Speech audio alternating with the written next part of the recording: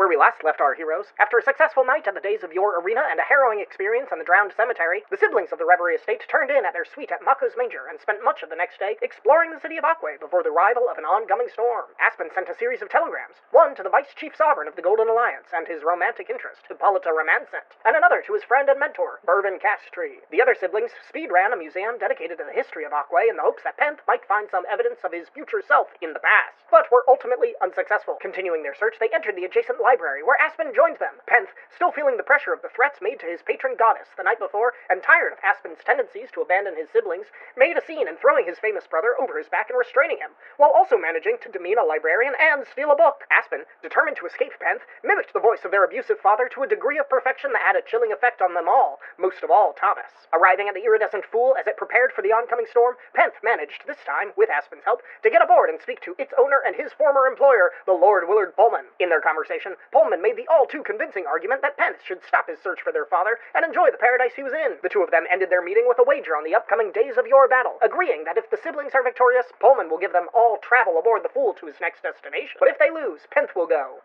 alone. With the Maelstrom arriving, the siblings return to their suite at Mako's Manger, hoping for the safety of shelter from the storm. What will this typhoon bring with it? Will the siblings ever get over their distrust for each other and begin to work together? What connection does Willard Pullman actually have to their father? Find out all this and more as we continue our broadcast of A Matter of Time! Hello everybody, and welcome back to A Matter of Time, the D&D show from Centering Productions, where we tell you what's going on here in Centering, facing ghosts and shadows and wagers with strange, wealthy men. Thank you, Alex. What else is new? Oh, Where we left off, our friends, our siblings of the Reverie Estate, were taking shelter in the inn Mako's Manger from the storm that rages across the city of Ach'W'e. Thomas had made everybody a fine dinner, and as the rain pelts against the windows, as you see the wind ripping through the city, you hear the constant thunder, the glass constantly illuminated by lightning. How would you all like to spend your evening before turning in for the night? We've now finished our dinner? Yep. How was it? Was it good? The dinner, absolutely phenomenal. I'm good at it. Thomas is a really good cook. You guys would remember growing up, occasionally Thomas taking the kitchen away from Baruch so that he could go ahead and prepare meals for his siblings and for Father. Never really getting a reaction from Father out of it. But For you guys, it is a finely honed skill that Thomas has worked on for much of his life. I think obviously Penth has to talk about what he said to Pullman and what happened with that, and I think after dinner he talks and says, so definitely may have made the little frivolous thing we're doing tomorrow a little bit more heavy. Pullman wants something to do with magical items. Finding them, finding out sources of magic, I don't know, it's what I did for him when I was working with Elspeth, but he, I made a friendly wager and said if we win, he'll help us find Father and see what he can do with us for the iridescent pool. If we lose, I am gonna go with him for a little bit and go on an expedition. Skill rolls their eyes. So it happens we have to win, doesn't it? I mean, I'm fairly certain we're gonna win, so I'm not too worried. You all did well. I'm assuming this loss, an expedition does not include the four of us.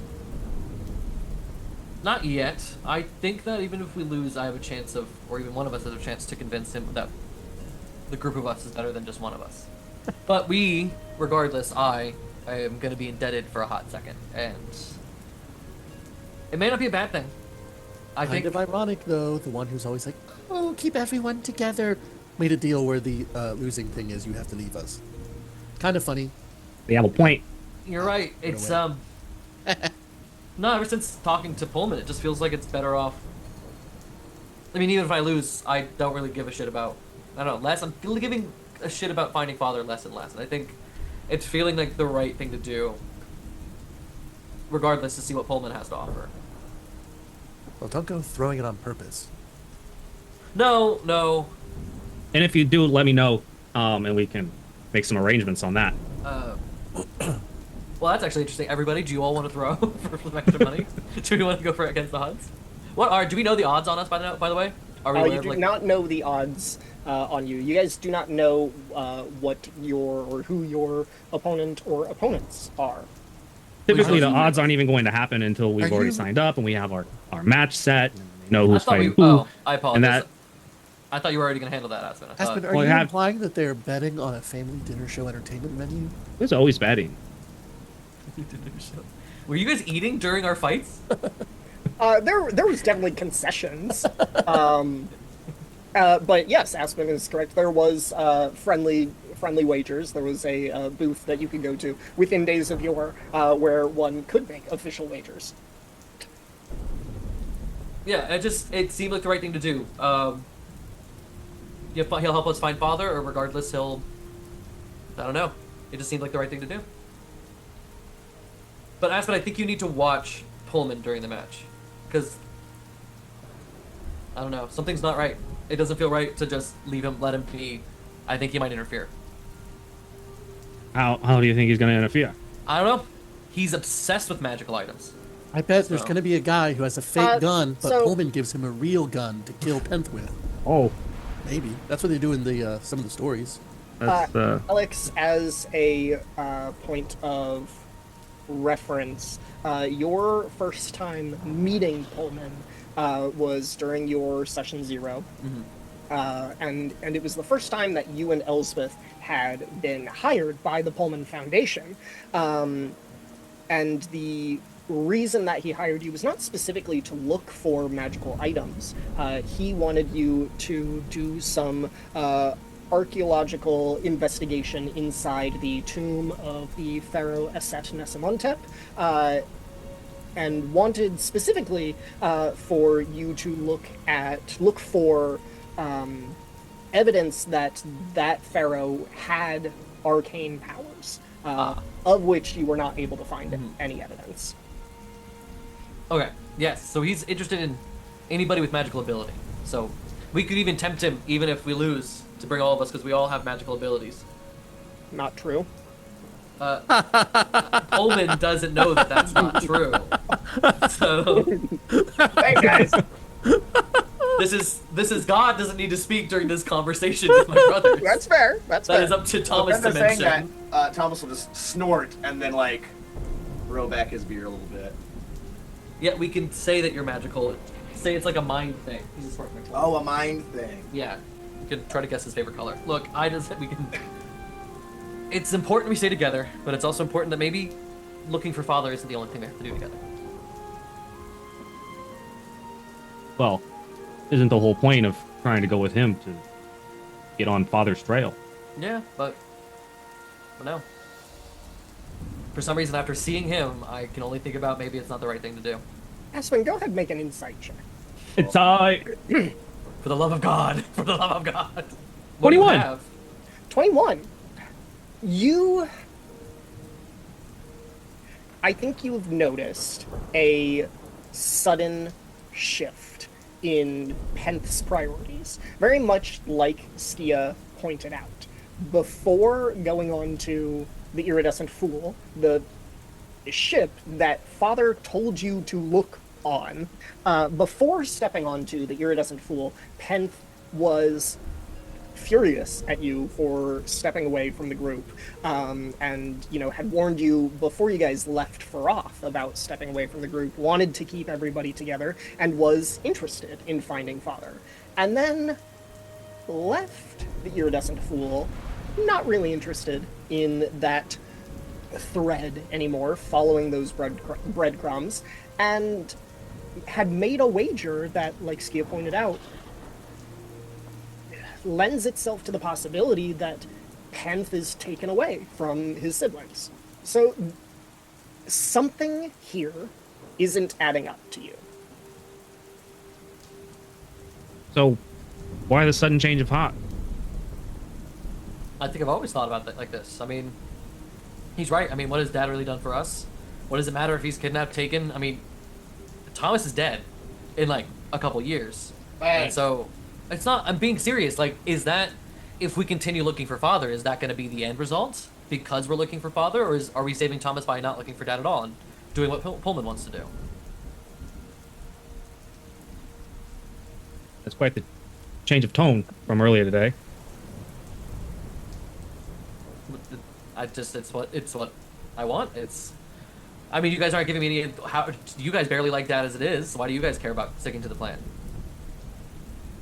Well, I mean, I know we're all lukewarm on Dad. Some of us like him more than others. His company's not really that bad now that he stopped giving us shit to do all the time. I am curious to know what happened to him. It's kind of odd for someone to barge into the Reverie Estate and just take him away or attack him out in the open. Very strange. I want to find out who did that. And Pullman had no information, any idea on why Father would have mentioned his ship? No. I'm looking back now. He knows nothing, but he's intrigued by the story. Like, he just, like, was drinking tea, and then I made a wager. But yeah, he had an appreciation for an arcane. He just said he didn't know what was going on, and then he kind of thought and convinced me a little bit that it's probably better to just help him with his journey for people who are magical and just, kind of forget about the whole Dad thing. Must have been real damn convincing. But like I said, that's only if we lose.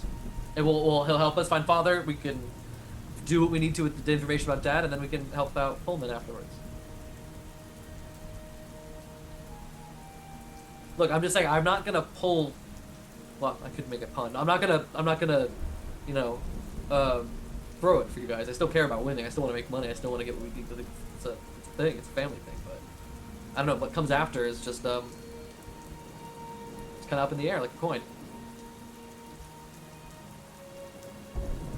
I just find it interesting that after the last few days, especially after considering what happened earlier today, you turn around and then make a wager to ultimately end up breaking us apart after you've tried so hard to keep us together. Look, it's just... I try to get you in there. Pullman didn't want to talk to you guys too. I just don't know... Brylan, for a moment, is there any way Penth can look into the fact that he feels like he's suggested at all? They're making great points. Oh, right. I don't know what you're Sorry. talking about. They were all present for the last session. We're not playing this game. Hard. It's a hard thing to play. Yeah, this is tricky. Okay. I am going to Because I can keep going, but it feels like it's going to be a loop. go ahead and make an insight check. Me or You. okay? This is you looking back on Aspen said must have been real damn convincing, and you're trying to remember what it was that was so convincing. 16 plus 6, 22.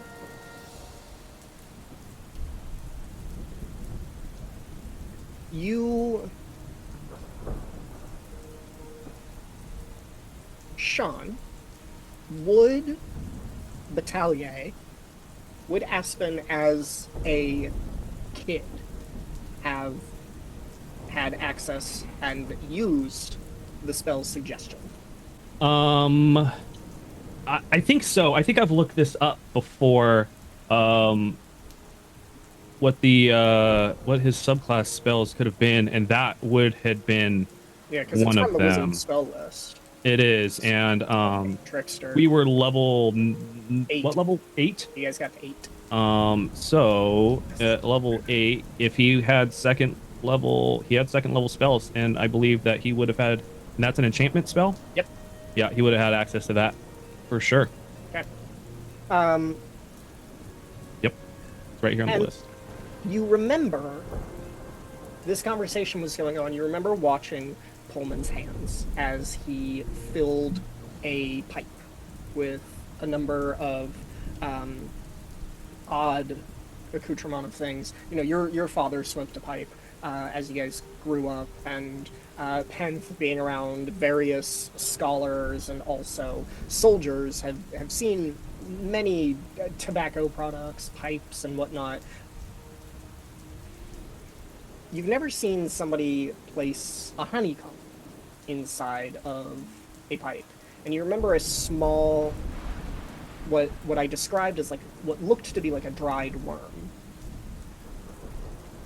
But you remember Aspen, for a specific spell needing,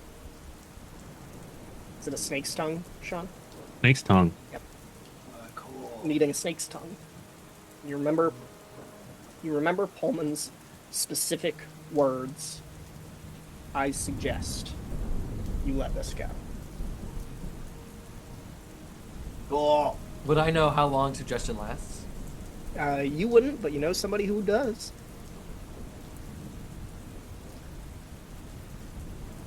I think with you becoming aware of the spell and the intention, I think you can still see you can still hear the logic and the truth in Pullman's words. You still feel that pull to that course of action. Despite that, you do recognize what has happened to you. I don't tell the others. Okay. Alright. Well, we're gonna win regardless, so you guys ready to... Anything else we need to do, or I'm gonna sleep through the storm? How's the bar in here? The suite. Do they have the like a kind of a mix of stuff available to us from the wet bar? There is a small bar cart inside of the room, just off from the kitchen. There is a bottle of Nox, a bottle of spiced dwarven rum. There are a few cordials. There is a Murish red wine. There's a white from Tobin.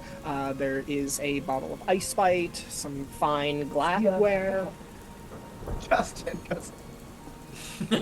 Justin Magic word. loves Ice Bite. I sure do I know, love like, Ice Bite. Sia likes Ice Bite, but I knew that, like, Yorick also kind of, like, does Justin just like Ice Bite? Ice Bite is just What do you think I'm Centering's- drinking right now? Ice Bite is just Centering's equivalent of gin, and Justin's a gin drinker, and Loved it. yeah. It's similar to gin, but very much like those like juniper and pine notes, like really That's hit. delicious. Yeah. Oh yeah. So you've got a small bar cart. By no means do you have like a full bar. I think towards this little bit of the conversation, Aspen's has gone to the cart and has a few glasses, and he's like, just making quick cocktails for everyone. I guess looking over they're it. ice spike cocktails, Skia. With whatever juice and stuff is there. He wants to fiddle with that gun you had, by the way. Always Oh. a good idea. Fiddle with the gun. Chugs the ice After pipe, what? takes the Maybe gun some like drinks. this. Yep. Yeah. Oh, look at Liquor that. first, fiddle with the gun second. Spinning production approves of its. Absolutely not. Aspen Make will sure you have a few cocktails first. he'll give everyone the cocktails and then he'll go over to his ruck and dig in there for the pistol, I guess it is. Okay. It's like a revolver, yeah? Yep. What is are they cartridges or are the firearms in this setting like cap and ball? Yeah. Cap and ball, 6-shooter pistol. Okay. Are there cartridge firearms? Yes, but they are very heavily regulated. Okay. Because Center Ski's Ring about to break some firmly laws. believes in gun control. But still believes in guns. Right. Yarmon can't. Right, the Yarmon invented it. The Yarmon invented firepower. Fire, And therefore- gunpowder, but And therefore, the they will be Yarmon- responsible for the atom bomb that falls on Center Ring. Atom bomb not yet has been created. The Yarm Manhattan Project. Yarm hat. Oh my Your God. Oppenheimer? That, Your like, Oppenheimer. Insert Oppenheimer theme here. So Skia with a few drinks, fiddling with the pistol. Love it. Great. And nothing at me. I've been shot enough. Aspen sitting back down at the table. Well, I mean, this part of this conversation does bring up a point of you, Penth, in your incessant need to keep everyone together. You grabbed me and chained me up, Chained you. I held you.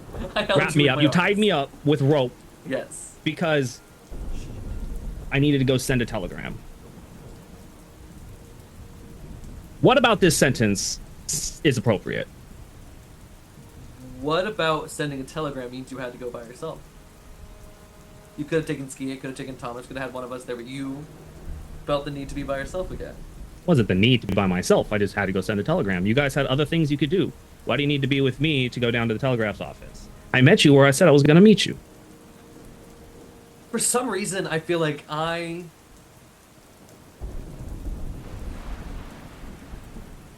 feels like there's something dangerous behind every corner.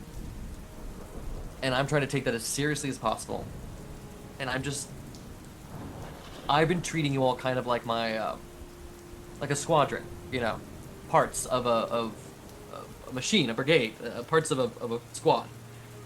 And that is the mentality I've been having this whole time. That means you can't leave, you can't be by yourself, you have no idea what's around the corner, you're in a war zone, you're in a place that makes it very hard to breathe, so you need to be a little bit more cautious. I understand you've got secrets, and I apologize, I did overreact with you being gone. In my mind, you abandoned your troop, you abandoned your squadron, that's for court-martialing, I didn't have a place to put you, so you're on my shoulder. Like, I need to start treating you more like my family and less like people I've been in charge of. Brother, you're the only soldier here. And you I don't forget. know. Skia's If you're talking been a about- rebellion. Okay, I get it. You want to keep everybody safe. That's fine. But also, at the same time, if I need to go take a piss, I can't have you holding my hand while I'm doing it. That's different than walking across a place that we've never been to No, you didn't. before. No, You're right. You're allowed to afford yourself independence. Being around you all just make me feel like I'm fucking 16 again, making sure we're all not getting lost in the giant-ass city that we barely know.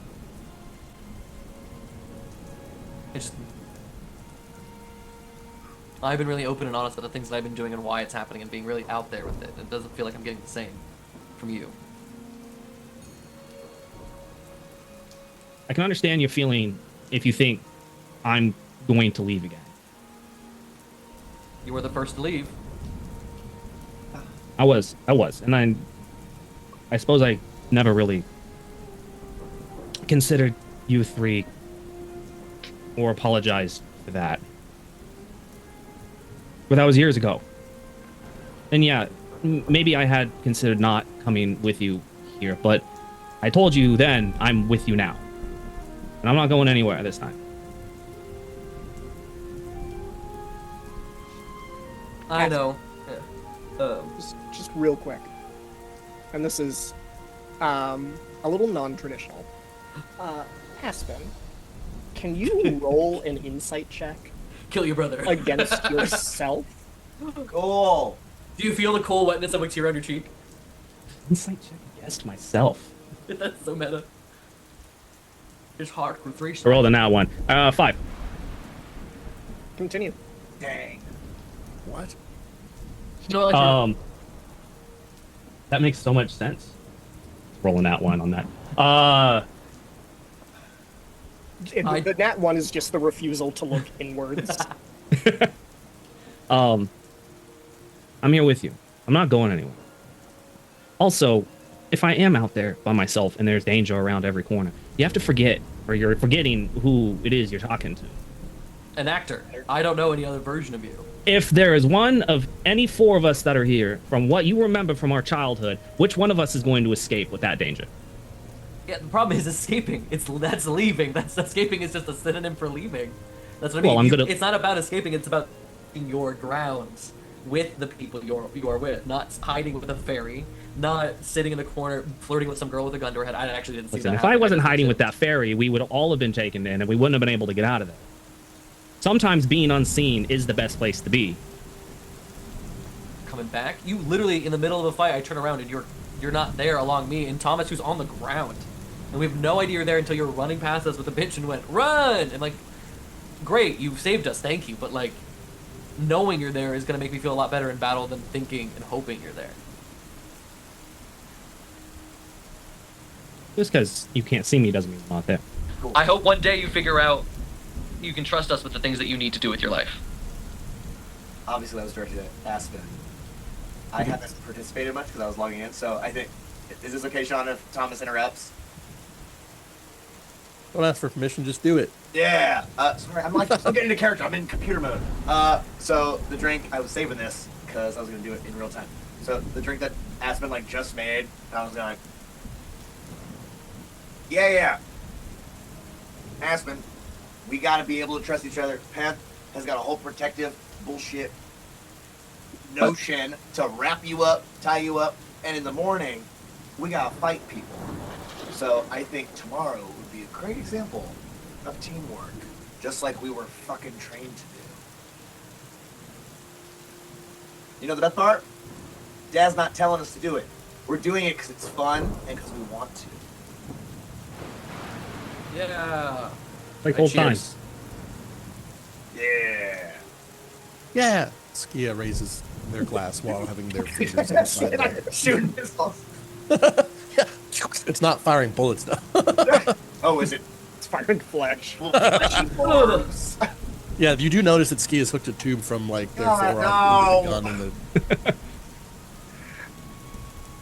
Is What's there up? anything else? Is there anything else that anyone would like to do or bring up before I have you guys turn in for the night? Because I still have an exhaustion point. I would like to get rid of it. Not I that would I like trust. to wake up Thomas right before his No! Asshole. Are we supposed to be doing something? It's not that I don't trust you guys, but I'll make you a deal. Look, sometimes I gotta go for a walk. Let me go for a walk, but I promise you I'll be back. Okay. Can you tell us one thing? Did you fuck Hippolyta?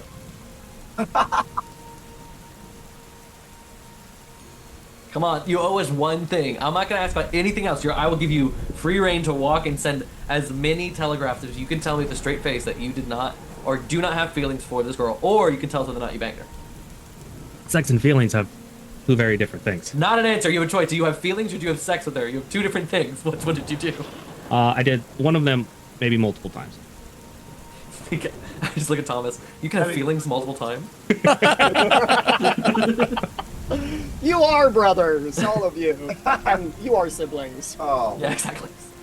As the rain lashes against the window, as the night sky is illuminated by lightning, one by one, the 4 of you turn in for the night. As the storm passes overhead, Thomas, Yes?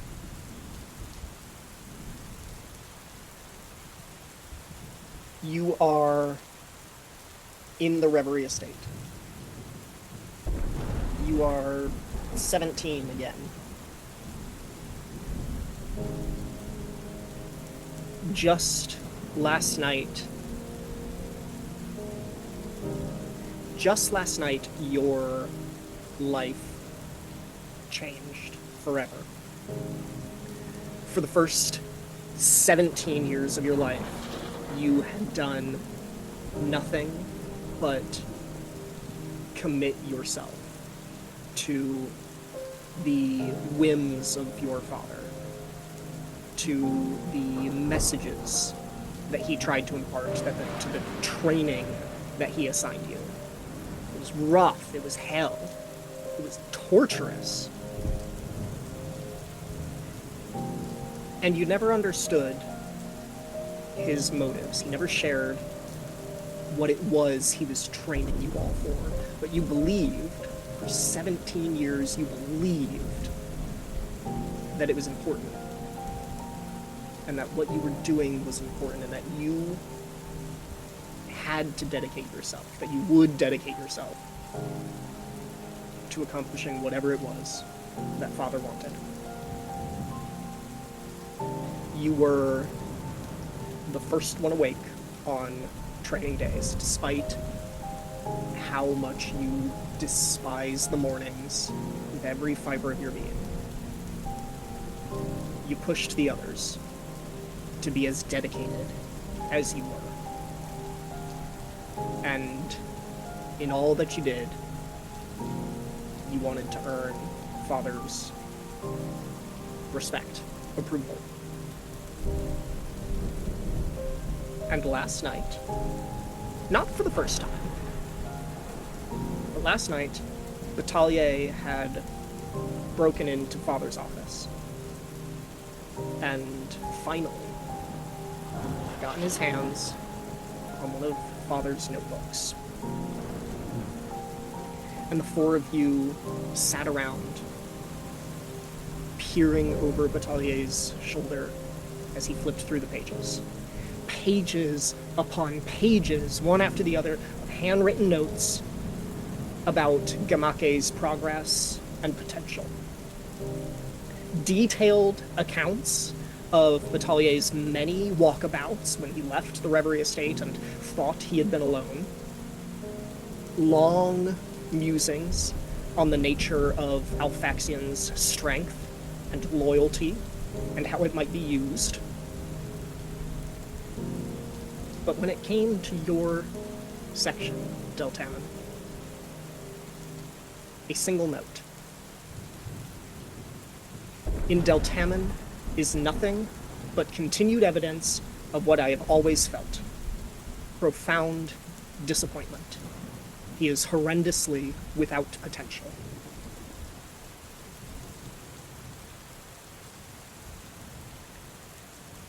It is the next morning, and you have found yourself in training again. The Bull, your tutor assigned to you, one just the most recent in a long, long line, but the one who has lasted the longest, the one who has been the harshest, the one that has pushed you furthest. This hulking minotaur of a man. It's a test of timing. You're in a room in the basement of the Reverie Estate, and hanging from the ceiling are numerous pendulums with these large, padded, but very weighted balls at the end of each of them. Very blunt, hammering instruments. And each of the pendulums has a different length, and each of them has a different weight, so that they all swing at different rates, different extensions. And not only do you have to navigate these dozen or more pendulums, but you have to steel yourself and prepare yourself for a charge from the bull. Cool. Yeah. Where is your head and where is your heart in this memory, Deltanen?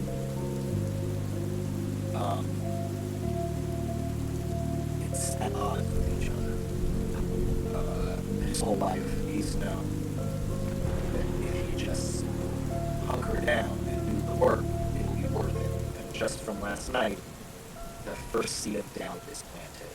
So he's in this moment about to do a very difficult and dangerous feat. For what? As this distraction weighs on you, go ahead and make a dexterity saving throw with disadvantage.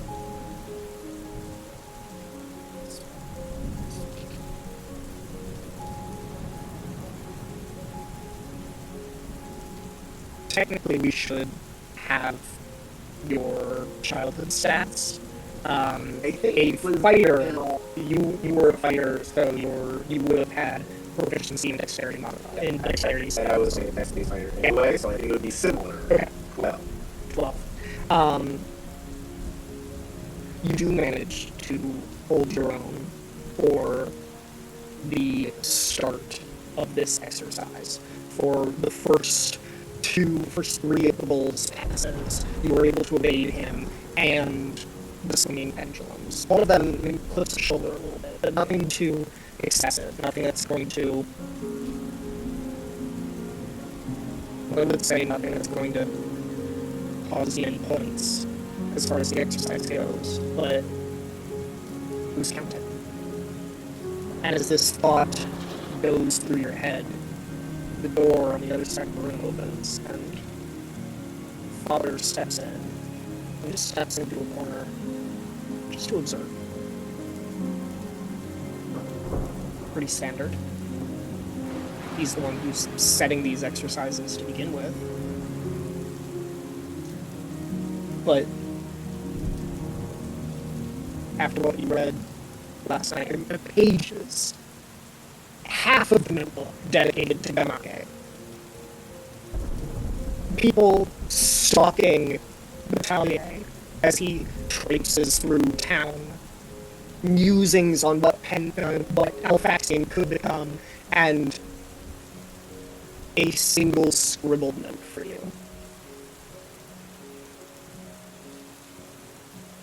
As Father enters the room and observes, what does Deltanen do? What does he think? Father's presence brings that brief paragraph to the front of his mind, and the seed of doubt is now the only thing that he's thinking about. And there's like a self-aware moment of what the hell is he even doing right now? Yeah. So Father's distracted. He that one pendulum ward like just caught him off guard. If Father didn't enter, he would have said, "Oh shit!" Like he head on straight, managed to kind of like redirect it off, and then as soon as Father came in, like he's in trouble.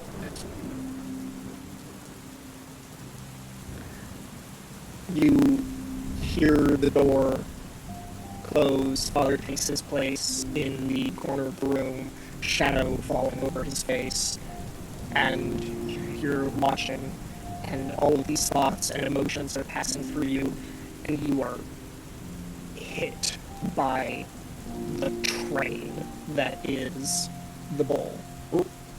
Knocked into the air and flat on grass.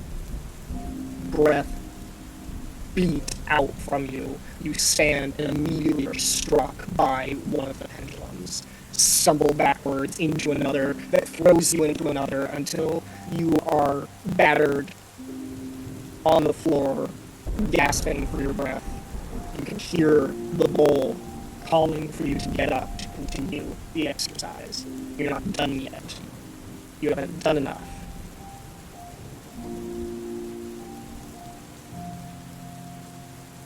And as you spit blood from your mouth, you look up through the pendulums you see the door closing. The father is gone.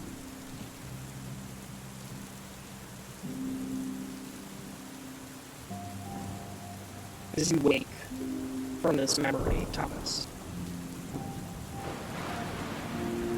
what is your first thought?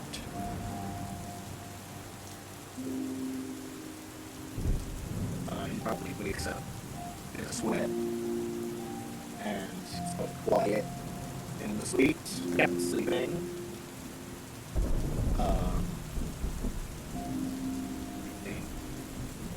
The storm is still going pretty strong outside. Yeah. He has that, like, you drink a little bit, and then, like, you sleep, and, like, you're in that, like, weird in-between, like, you're starting to get hungry a little bit. So he goes the same, kind of, like, drink some water. He does the thing where he just, like, puts it on, like, puts his hand under it, flashes some water on him, and he'll look out the window. It's, like, a nice place, right? It's, like, Yeah. there's, like, a balcony, like, in nice weather, you could, like, go out. Yeah. He's gonna go outside. Aspen.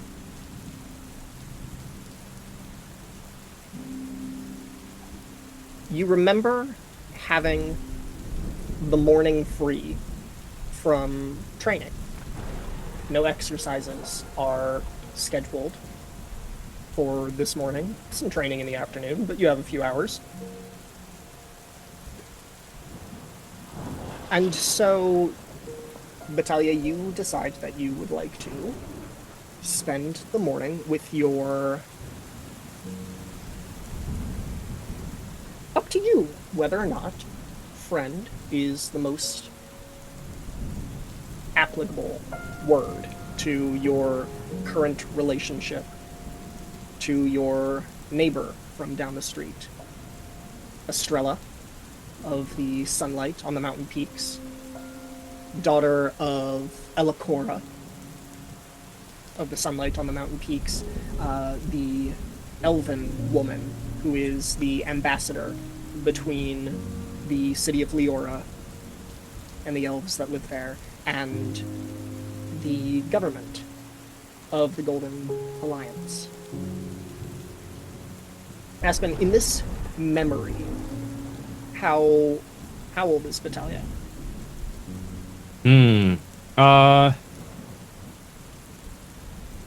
Let's say 16? 16? So, at 16 years old, what is Estrella to you? And what are your feelings towards her? Cool. I don't think that Aspen or Battaglia and Elle have made any sort of official declaration of their relationship, but to anybody from the outside looking in, especially his siblings, it's pretty clear that they're an item. Just smitten with each other. Yeah. Whatever moments that Battaglia can steal away from the Reverie Estate, spent with Estrella. She might be the only person that is able to get the anger in him to sort of die down, besides his violin.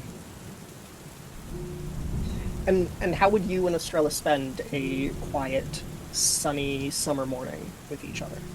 I think he likes to spend time over at their estate. They have a really nice, like, outdoor garden. Very cozy over there.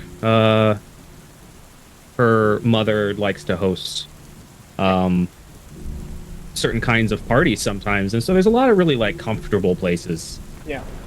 And Estrella has an older brother, Den, older by 5, maybe 6 years, old enough that you can still, like, hang with him when he's around, but he's still very much, like,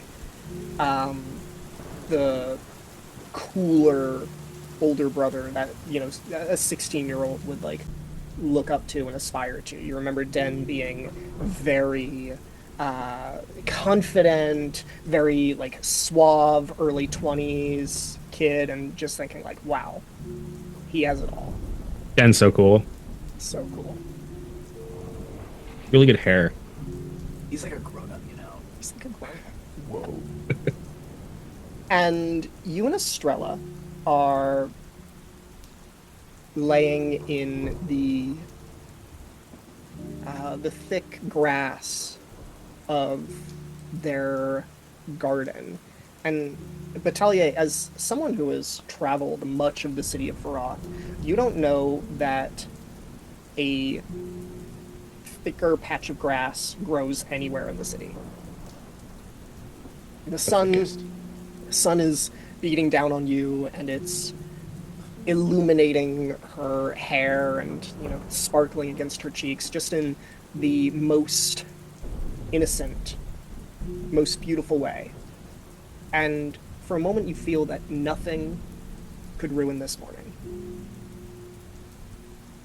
Until movement at the gate of the garden catches your eye, and you look and you see Dusk, hooded, Super.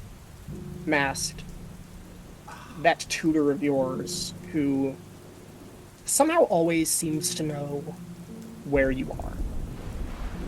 And in your mind, you have two options. You can try to evade Dusk. You can try to extend this morning with Estrella as much as you can, knowing that in the end it's probably going to end in embarrassment for you. Or you can answer the summons, and you can see whatever the fuck it is that Dusk wants on this morning that you're not supposed to have training. Aspen sees Dusk at the gate, looks to his side at Elle and gives her kind of a mischievous smile and grabs her hand and pulls her up as they go running to the back gate.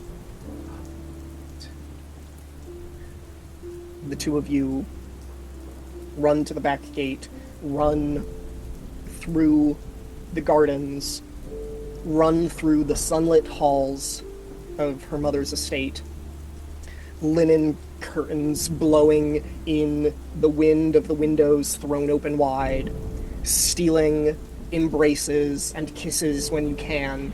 Ooh. And Wow. exactly as predicted, this brief escape does end in embarrassment as Batalier is dragged off back to the Reverie Estate, where Dusk brings you to the basement and expresses that he has a gift for you. The gift being a set of handcuffs that Aspen has not yet seen. These iron coverings that completely envelop his hands and are chained very close together. Donning those handcuffs, Dusk locking them, you are strapped to a new device of your father's creation. At which point, I'll fax you. Early this morning at the Reverie Estate, how do you spend a quiet morning where no training is scheduled? Where's everybody else? Oh, sorry. That's a great question. Yeah. At 16 years old, you know that Deltamen, no training is scheduled for this morning, so Deltamen is 100% certainly still in bed with the curtains drawn and sleeping for as long as he can. Leave me alone. Gamake, almost definitely studying or practicing her spellcraft. Absolutely. Batalier has spent a lot of time with the neighbor girl recently. But his whereabouts you are unsure of. Knowing that I have some peace and quiet to myself for a moment, I think I go to the top of the Reverie Estate where there hopefully is a place outside where I can see the air, feel the air, and just kind of... I guess I'm still going to train slightly, but it's going to be outside at my own pace and not at like a leisurely pace. I'm still going to like do a calisthenics, stretch, but kind of enjoy being outside in the open air and looking out over the green zone? Yep. We call it? Yeah. The Green Ward, yeah. The Green Ward, that's what it is. Yeah, you go up to the roof of the Reverie Estate, you can see, it's 3 stories, but you can see for a good ways around. You can see, Spire not far down the street, some of Faroth's more notable buildings, especially, Iceward, there's the Arts District, and, off Dawnward is Governor's Quarter, where many of Faroth's more famous buildings from its skyline both have pretty good sight on, and yeah, doing some calisthenics, stretching, just brief cardio there on the rooftop of the Reverie Estate. You eventually hear that roof door open, and out steps the housekeeper, Baruch, who briefly calls out back towards the house. "He is on the roof, master." A moment later, your father steps out. I stand at attention. Looks out, looks across the skyline. Alphaxian, walk with me. He said more than one word, and I follow behind him. He goes into the Reverie Estate and down the stairs, and you follow. He asks, and this is all pre-written, he asks, "Where's Deltamen?" I believe he's still asleep, sir. "Where's Gamake?" I believe studying, sir. If you've most likely seen her more than I have. "Where is Batalier?" I believe he's around here somewhere. You don't know. That's all I know. No, I don't think he's left, though. I think he's around here somewhere. Baruch probably would have a lovely time searching high and low, top to bottom for Batalier. You shirk your responsibilities to someone else, someone less capable. Who says that they're my responsibilities, sir? My responsibility is to train. How many times have I informed you that you, Alphaxian, are the protector of this group?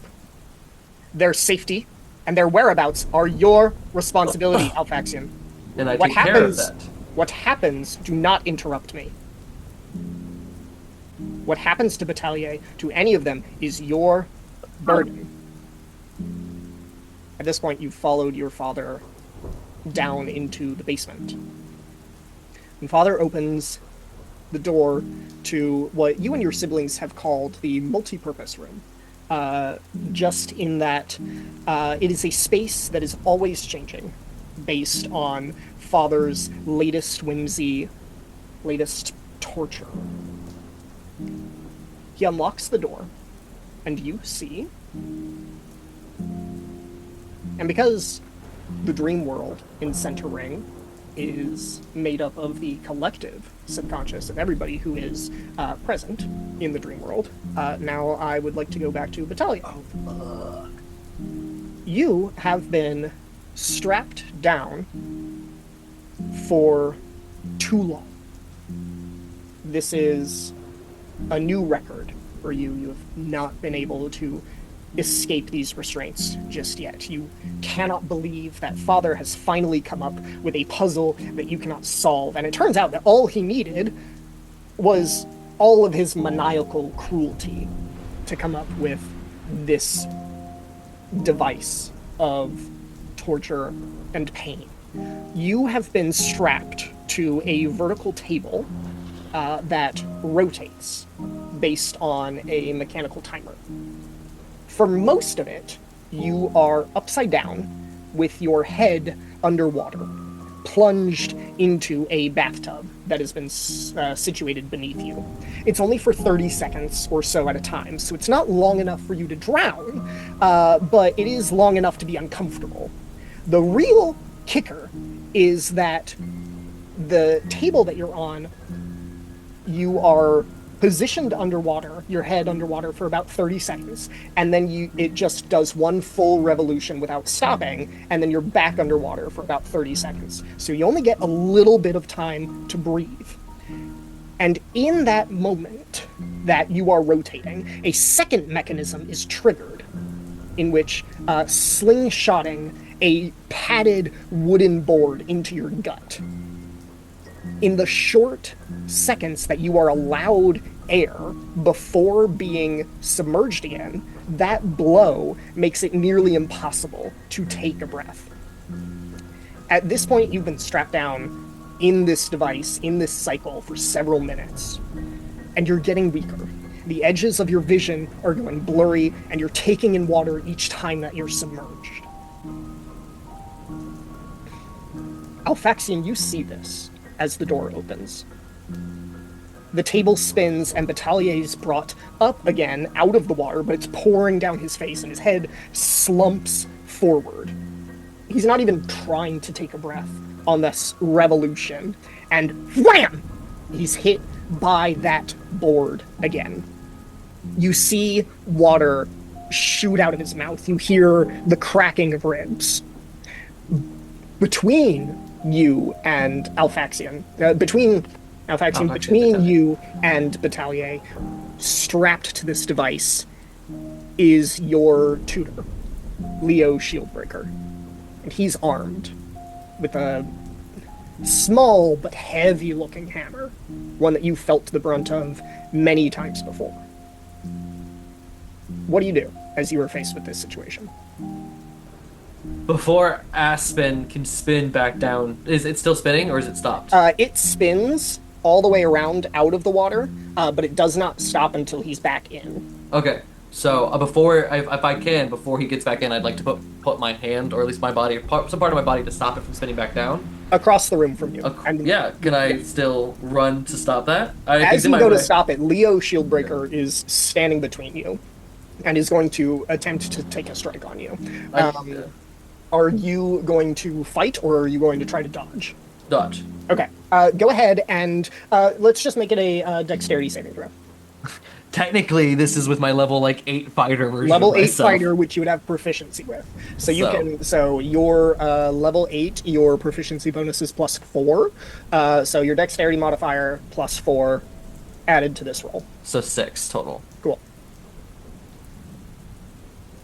That's a 3 plus 6, that's a 9. So as you go, just focused on helping Batalier, Leo goes and brings the hammer into your own gut, and it strikes you at the same time that you hear that wham striking Batalier as he goes around. As that happens, as Leo strikes you, a figure unseen behind you strikes your back with dulled blades, one that you didn't see as Father had opened the door and you were immediately focused on what was happening to Batalier. This is Dusk, whose torments are usually Batalier's to bear. You hear your father call out, "You are their protector, Alphaxian. You must be aware of all of the threats." Batalier is submerged again. What do you do? Keep walking towards and trying to get him off the machine. Doesn't matter what's attacking me. These volleys of the attacks from Leo, from Dusk, keep coming, but you, Penth, Alphaxian, are eventually able to get there to stop this machine from rotating, and you're able to get Batalier down. And when it's done, when Batalier has been pulled from the machine, and both Leo and Dusk have been dismissed, father stands over you as you hold your brother's body unconscious, soaked, and broken. Can I cast Cure Wounds? You sure can, yeah. I'm gonna cast Cure Wounds. As you do that, this is your doing, Alphaxian. Keeping your siblings together is your responsibility. I will not teach you this lesson again, and the future will not be as kind as I am. Gamake and even Deltamen are adept at following orders, but this one, he is a thorn in your side. You must predict. You must react. You must protect. You hear him walking away, his fine, crisp shoes striking the floor, his cane marking the third footstep as he walks away. Not without shouting over his shoulder, "Tie him up and throw him over your back if you need to." I'm lucid, like, Penth in his dreams being like, damn, I really took that to heart. Your memory ends.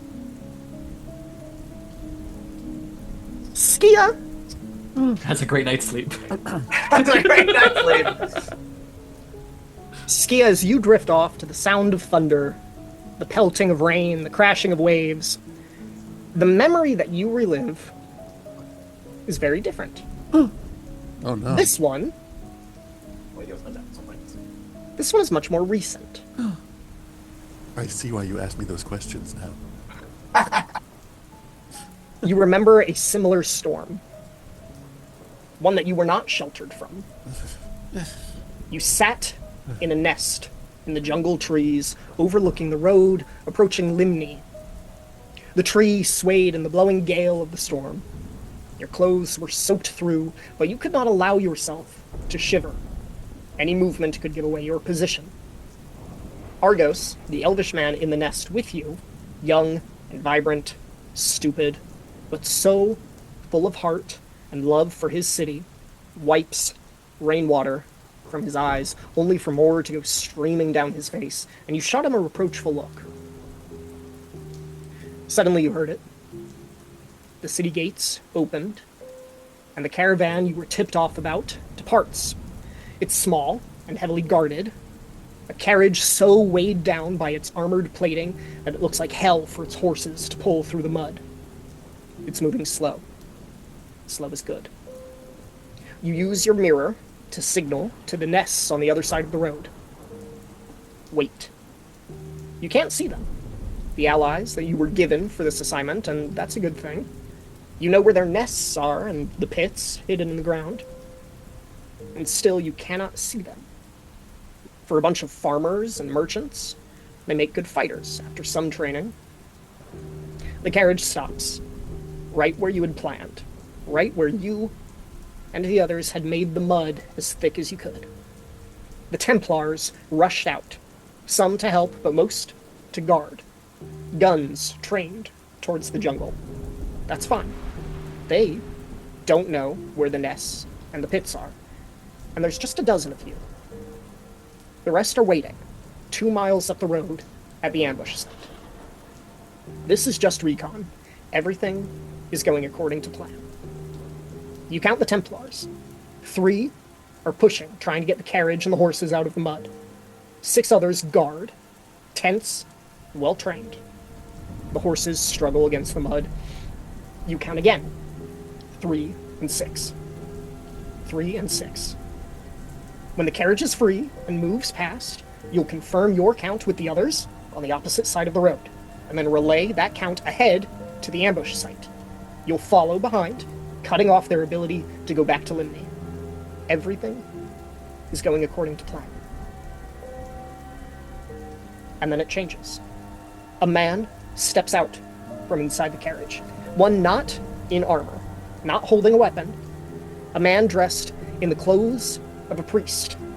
His hair long and gray, a fine beard neatly combed and adorned with gold beads. A golden band sits atop his head like a crown, a lightning bolt at its center. The falling rain does not touch this man. A priest of Zeus. here in the flesh, accompanying the caravan. Why? You don't recognize him, but Argos next to you certainly does. He leans forward, beginning to raise a rifle, and you reach out your arm to stop him, trying to relay with your eyes that your job is simply reconnaissance right now. The movement is too much, and it coincides with an unlucky flash of lightning. The man's eyes dart towards you, he gives a command, and the Templar nearest him acts without thinking. A shot rings out through the jungle, and blood splatters across your face. Argos sputters, and even with the thunderous rain and the water all around you, you can hear the wet gurgling as he's been shot through the throat. He reaches for you, but falls out of the nest, headfirst, until he lands 20 feet below in a way that necks are not supposed to bend. His impact startles the fighters in the covered pit below. There's a yelp, followed by the accidental firing of a pistol, and suddenly the Templars are unloading their rifles into the trees. You hear screams from both sides of the road. Then the priest raises both arms. From the heavens, lightning falls, as if called by Zeus himself. Bolt after bolt careen down from the clouds above, with thunder so near and continuous that it deafens you. You smell the burning of charred flesh as electricity courses across the ground, finding your comrades. Bolt after bolt after bolt, illuminating the road, now stained with blood, illuminating the bent and mangled corpses in the pit below you, illuminating the gleam in the priest's eyes. A crash of thunder shoots you away, Skia. You are safe. You are sheltered. You are inside Mako's manger. And sitting right in front of you, crouched down and observing your face as you slept, is Epoch.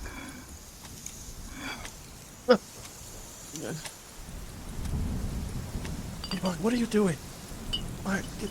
Don't stand so close to me.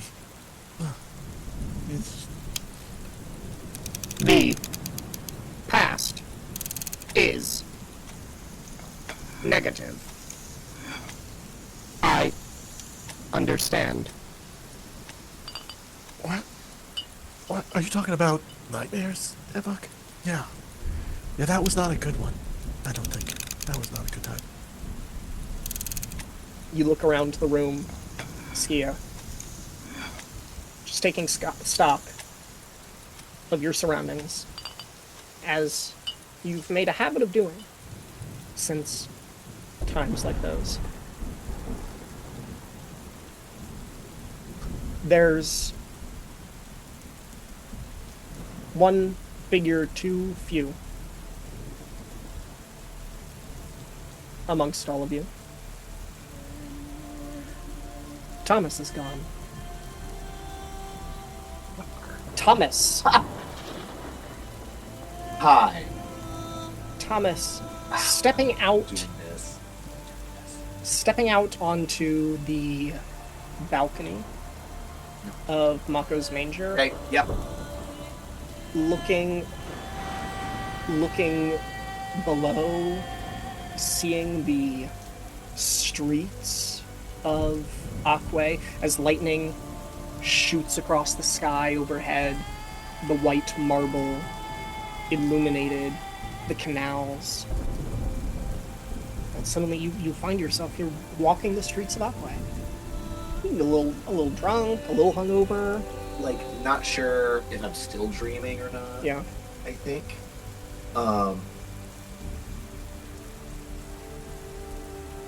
Yeah, he's just like wandering, and like the atmosphere allows it. He's lost again.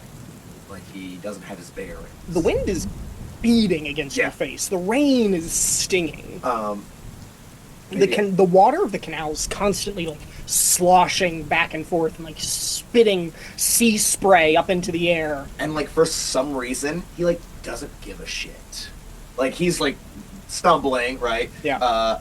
Maybe at one point like a clothesline like falls down. There's like freaking like fabric, like tangling him up. He's like, Jesus Christ, like, and he like doesn't have a destination, but he's like wandering around. If this is like the HBO show, I feel like he does that for just a little bit, and then like we go back to a dream sequence of another sibling.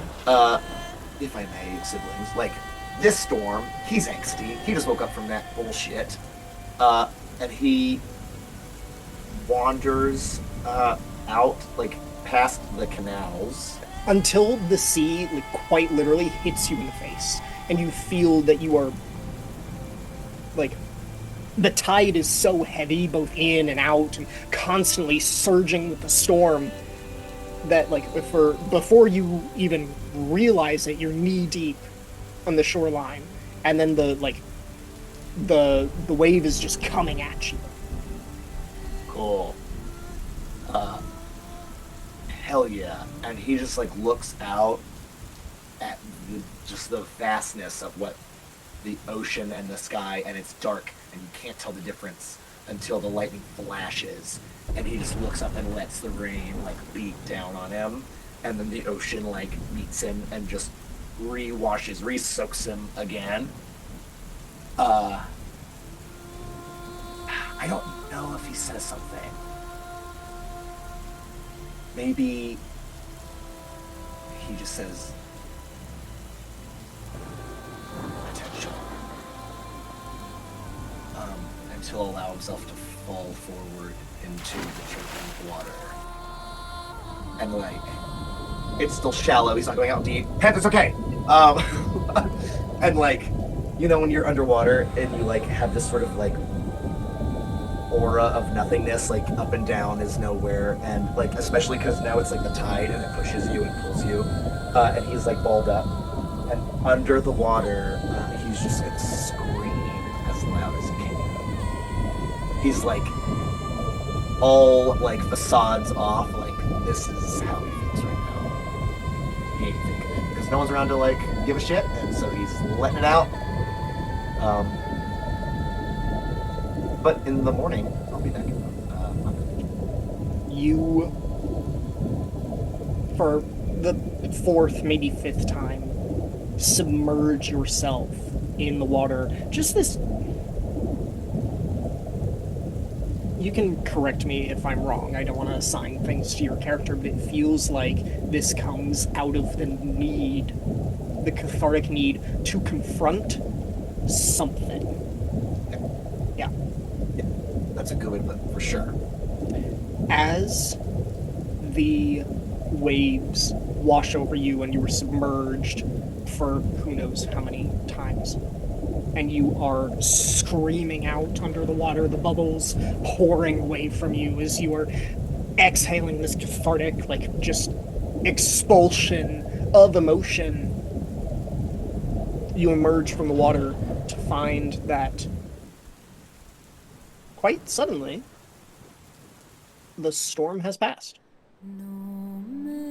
And strangely enough, there's little to no, like, evidence in the air of it.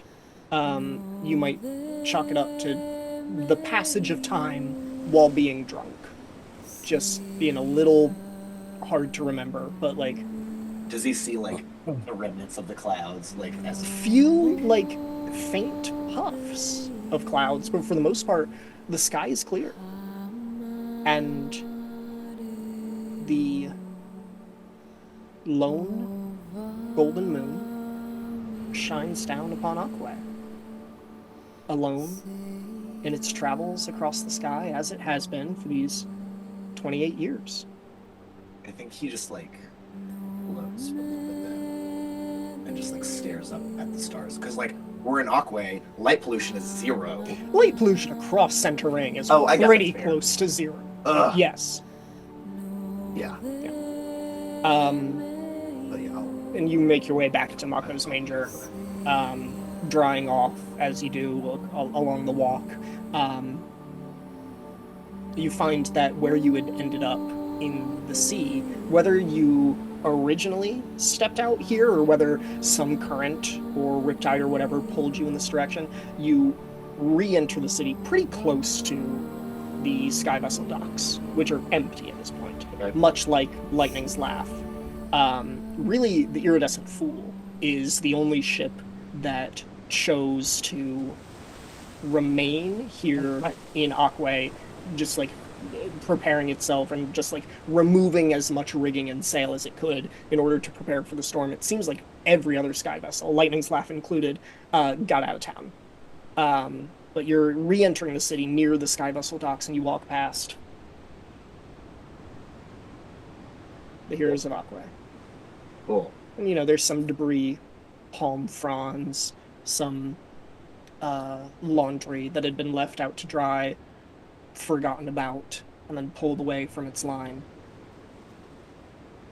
But on your way back to Mako's Manger, you pass by the statue of the Heroes of Ach'W'e.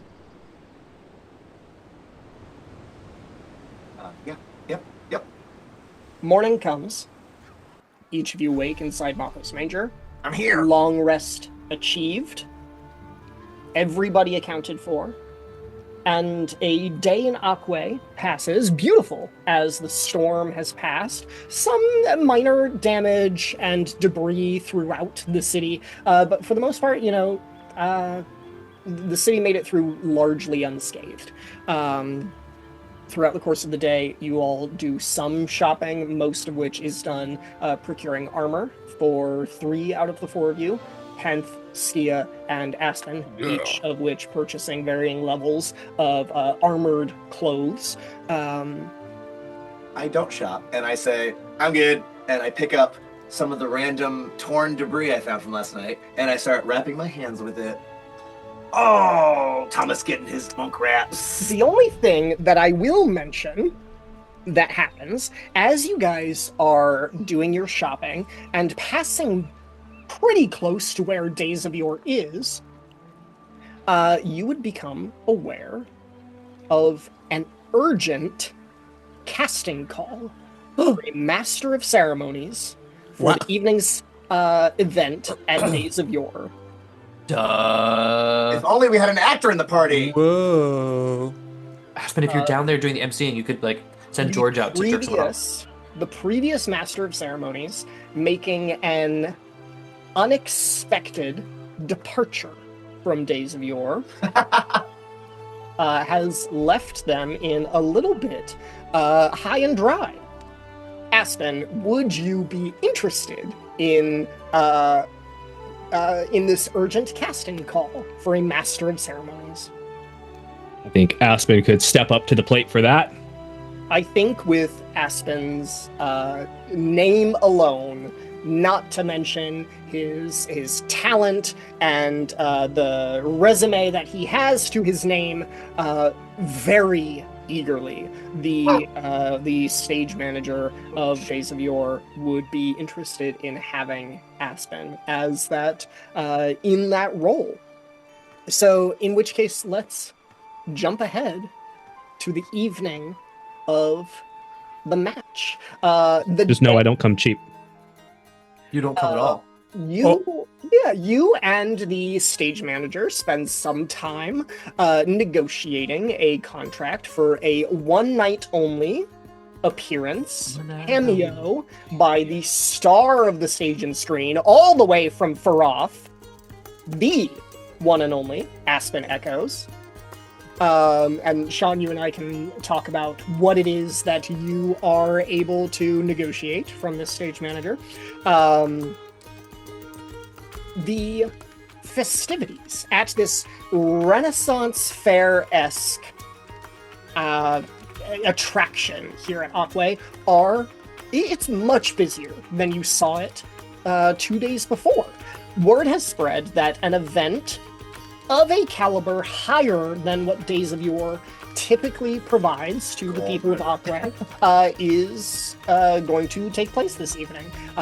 People are coming out in droves, people who are excited about, the storm not being as bad as was forecasted looking to spend some coin, letting loose a little bit. Again, a very family-friendly venue, something that you can, for the most part, bring the kids to. And you know, a lot of people come in costume of like the like what was worn back in the day. You see people running around and they've got like, especially kids have like sort of sheer fabrics or foil like ribbons that are, you know, 12, 18 inches long, like tied to their fingers, and they're like waving it around pretending that they can cast magic. You see people talking and like what is mostly accepted as like a pretty costumey way of approaching like old common. All of the usual, like, Ren Fair speak that everyone's going through. And for the most part, Days of Yore, it's a fun day here. As the sun... Huzzah! Huzzah! As the sun sets, the 3 previous champions from 2 nights before, returning to the arena, Days of Yore... Oh, I'm excited. are brought down beneath the arena to a space where you are able to prepare yourself.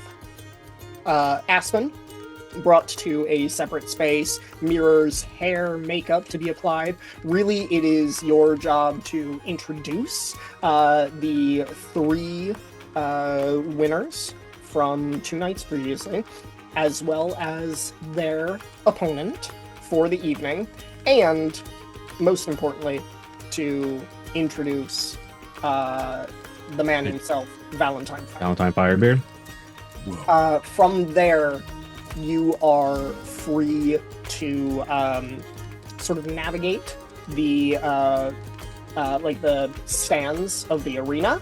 The actor who's portraying Valentine Firebeard will be sent to the VIP tent. You are welcome to accompany him, but you are also welcome to make yourself known and sort of travel throughout all of the stands. It is highly encouraged that you stay away from the interior of the arena, away from the match itself. During the match. During the match, yeah. Cool. But I can be in the arena before the match starts. Before the match starts, yes. Okay. Cool. Is he gonna announce from the VIP the royal box? Where you announce from is up to you. Between your persuasive skills and also the combining factors of like, 1, Days of Yore was scrambling to find somebody to fill this position, and 2, they can't fucking believe they got the Aspen Echoes to do it on such short notice. Like, you pretty much can do whatever you want. They pass their luck check. Highly recommend that you do not be anywhere near the fight when it's happening. Other than that, free roam. Perfect. It's for kids. The satanic chanting we start hearing in the audience. As the 4 of you are getting ready, but as Thomas, Penth, and Skia are getting ready below the arena, Can I have a moment? Yeah. Yeah. Hey, and I feel like you and I, like, we frontline, right? Keep safe. We don't have any information on what we're fighting, but do we want to do insert sibling team formation here of, like, you and I, like, running static so Skia can do their business? I don't know, Skia's pretty tanky now. I trust Skia to be able to... I'll stand down. I mean, I'll stand up. I'll be, I'm a little flustered as Penth is, trying to relive the whole point of, like, Thomas is basically telling him exactly what Dad said. Hey, be the front line, protecting. Skia can hold her own, but, You do see that Skia has the pistol. It looks kind of different, but Skia's been tinkering, still playing with it. And she's got a gun now, which I think makes her better than the rest of us. Skia? Wait, Skia? I got this one. So, like, Thomas compensating, pretending that everything's fine. We'll, like, look back and forth and be like, right. Sorry, guys. Remember, no bloodshed, sharks and shit. So maybe we don't Yeah, you're right. I really wanted to try this out. Yeah, it's for kids. Anything that does piercing or slashing damage is going to get you automatically removed. You are automatically going to lose the event. But lightning damage is fine. Lightning damage is fine. Whoa, okay, good. Aspen tried to get the gun back and realized what Skia had done to it. It's like, Also- that's yours now. A family-friendly event. It's like... Justin, it's like the equivalent of bringing a gun to a LARPing game at the park. I got fireball. Match. Can I put like a big foam piece at the end of my spear? I Like, mean, just- You said no piercing. yeah! No mercy. Yes. God damn it. I did forget about that. I got you. I haven't. No blood. Because I don't have to worry about it. No blood in No blood. It's Chuck E. Cheese and Barney. That's who we're facing against the fucking. Do we know? By the way, sorry. No, you're good. It's like maybe if there's an opportunity. Okay, so like going into this, maybe we just like play to our strengths. If there's time for combos, Penth, like chuck me. Yeah. Sound good? FFF. You Yeah, do- triple F. Toss me. Double F? Yeah. Sounds Yeah. good. Oh, anyway, right. Do we know if is Aspen in spitting distance of us? Like, can we call for him, or is he there too? Try. As you ask this question, Penth, a knock Knock knock on knock. your green room door, and entering the space is the Lord Willard Pullman himself. Suggestion only works for 8 hours, so Only for 8 obviously I'm no hours, I longer. I know. I know you know. I'm just saying. I'm He aware about to of cast the it. thing. He's gonna cast the gun on your ass. The Just Lord one last Willard thing. I Pullman suggest. enters, and he is not alone. He's accompanied by a tall human woman. Ooh. Dark skin, graying black hair in this like very well kept like afro. She's got these like gorgeous heels on, very confident, and the two of them walk in, and Pullman says, my good friend Penth and siblings, Thomas, if I Sure. remember. And the man looks over to you, Skia. Pretty short man. He's about the same height as you, Skia. I do not believe we have had the pleasure. My name is the Lord Willard Pullman. My name is Skia. Holds his hand out to you. Skia holds their hand out. You can see the scars under their fur. And, like the new chainmail armor is kind of like fused into the undermesh God. skin. It's kind of like their van braces. To his? Actually, you know what? Roll to vomit. For 3 years, Justin's gonna explain something about Skia, and we're all gonna go, "Oh God!" To What do you his credit, Pullman makes no expression, no acknowledgement of any sort of body horror that is Respect. Skia. It doesn't look that crazy. It just looks like if chainmail, you know, was like imprinted into soft clay and it was kind of like in there, you know, It's like a part of your body now. a little bit. Pullman gives you a firm and respectful handshake, Skia. Says, a pleasure. And this here is my friend Theodora Bowman. Miss Bowman is the owner of Current Events, one of the most popular newspapers here in Ach'W'e. I do believe the reach of Current Events even goes as far as our home city of Farah.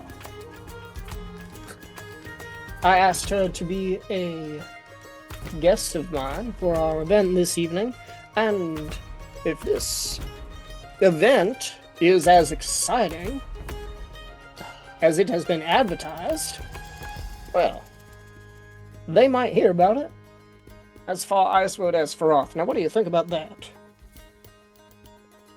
Well, that wasn't my initial intention. Penth? Why the need for publicity, Pullman? I suggest we just drop it. He smiles. My friend, Penth, I find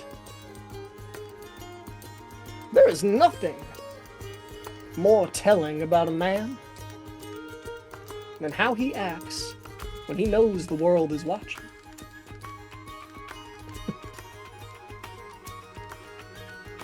I wish you all good luck this evening. And he and Theodora Bowman will leave. shortly before the fight, Aspen, you are brought below the arena, knowing that you are making a quick stop down here to get an eye for the opponent before almost immediately afterwards you're going to be thrown on stage into the arena. Part of this quick turnaround is because of them finding you sort of last minute and making the deal, and everything's being kind of thrown together in the way that only live theater is, in the best of ways. But also, there is the additional benefit to them that they do address, acknowledging the fact that you have mostly acted as this group's agent 2 nights ago and tonight, and they want to avoid any sort of trickery or you giving anything away to your citizens before the fight begins. You are brought to a space just off from the arena where you are set before a large metal box, and a stagehand basically moves like a little peephole for you to see into the metal box. And I'm going to send to you right now via the Zoom what you see inside that metal box. Okay.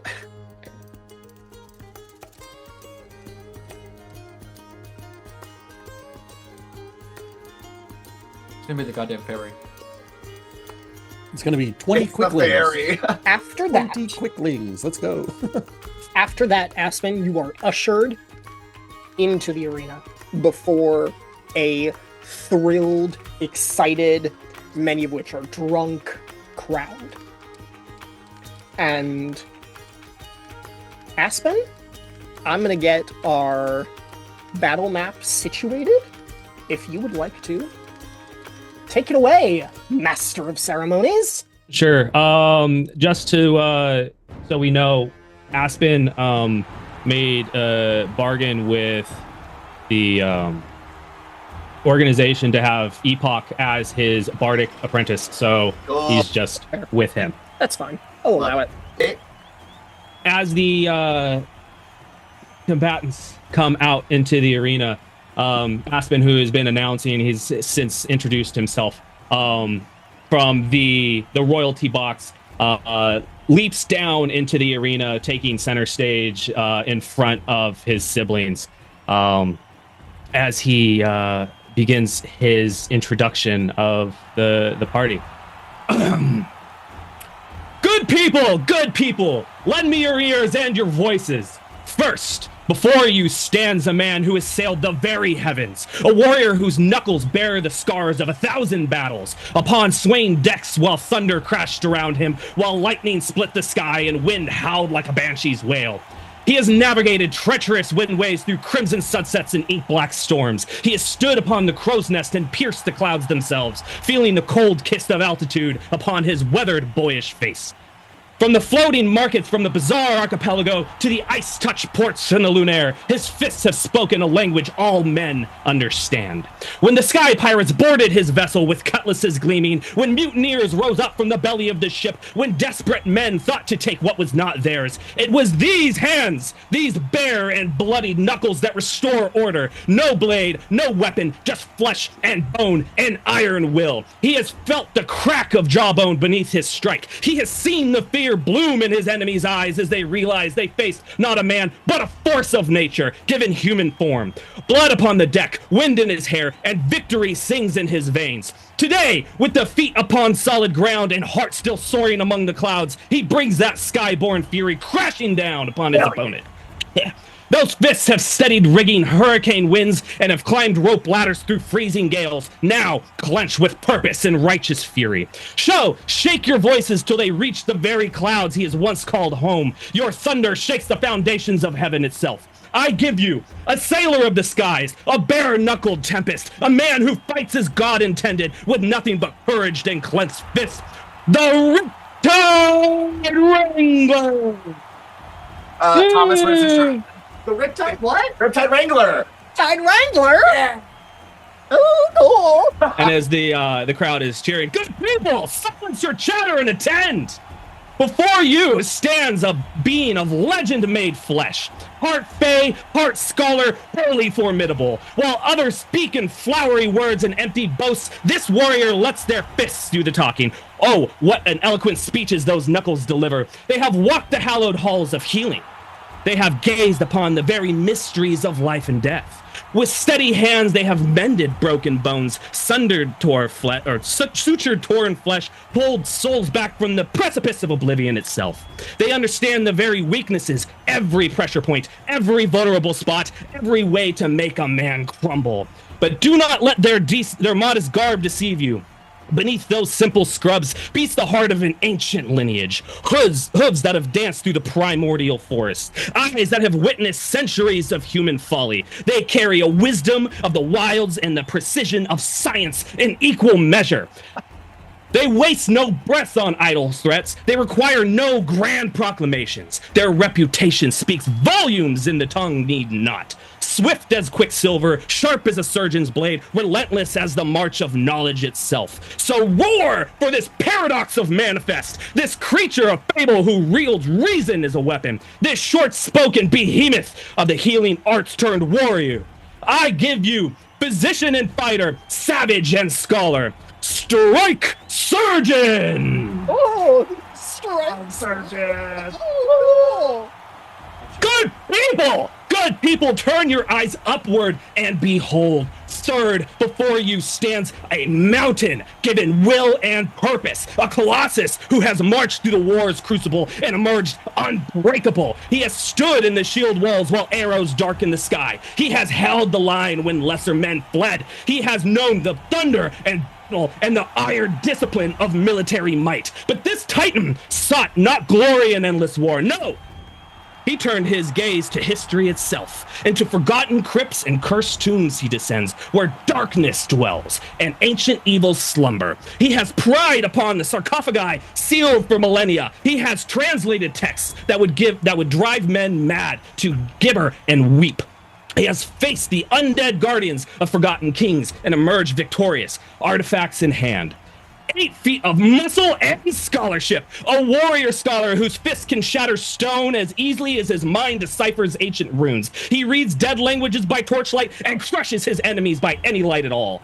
And yes, good people, I shall speak plain. This magnificent specimen has remained, shall I say, unblemished by romantic entanglements. I knew you were gonna passion reserved entirely for dusty tombs and ancient relics. There, I dare say, after today's display of dominance, that might well change. So, thunder your approval for this giant, this warrior turned wanderer, this virgin champion of forgotten lore. I give you soldier, scholar, tomb breaker extraordinaire, Death's Sentinel!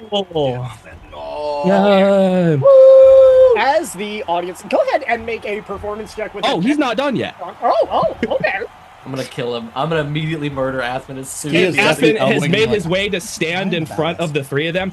And now together, from the heavens, from the halls of healing, and from the depths of the forgotten tombs, 3 warriors, 3 paths, 3 unstoppable forces, united as one. When the magic-born tempest strikes with the hurricane fury, when the scholar's hooves deliver surgical devastation, and the mountain crashes down from earth-shaking might, what army, what champions, what foolish souls dare to stand against them? They are the wind, the precision, and the avalanche, and their vengeance from above, wisdom from within, and fury from below. Separately, they are legends. Together, they are inevitable. So roar, good people. Roar until the heavens themselves take notice.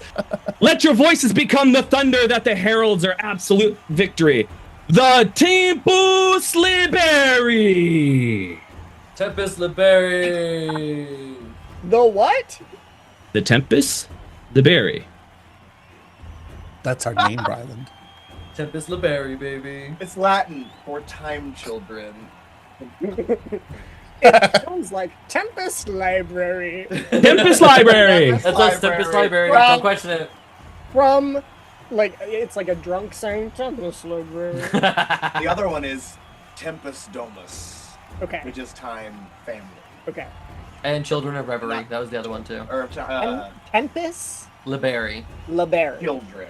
Tempest Library.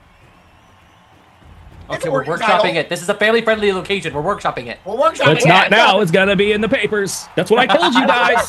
That's okay. Hey, It's It Brown looks Paw. really I like the cool when name. we're texting it to each other. Yeah. Tempest LeBerry. Our God said, "I'm not impressed." Please, please, Aspen, roll a performance check with advantage.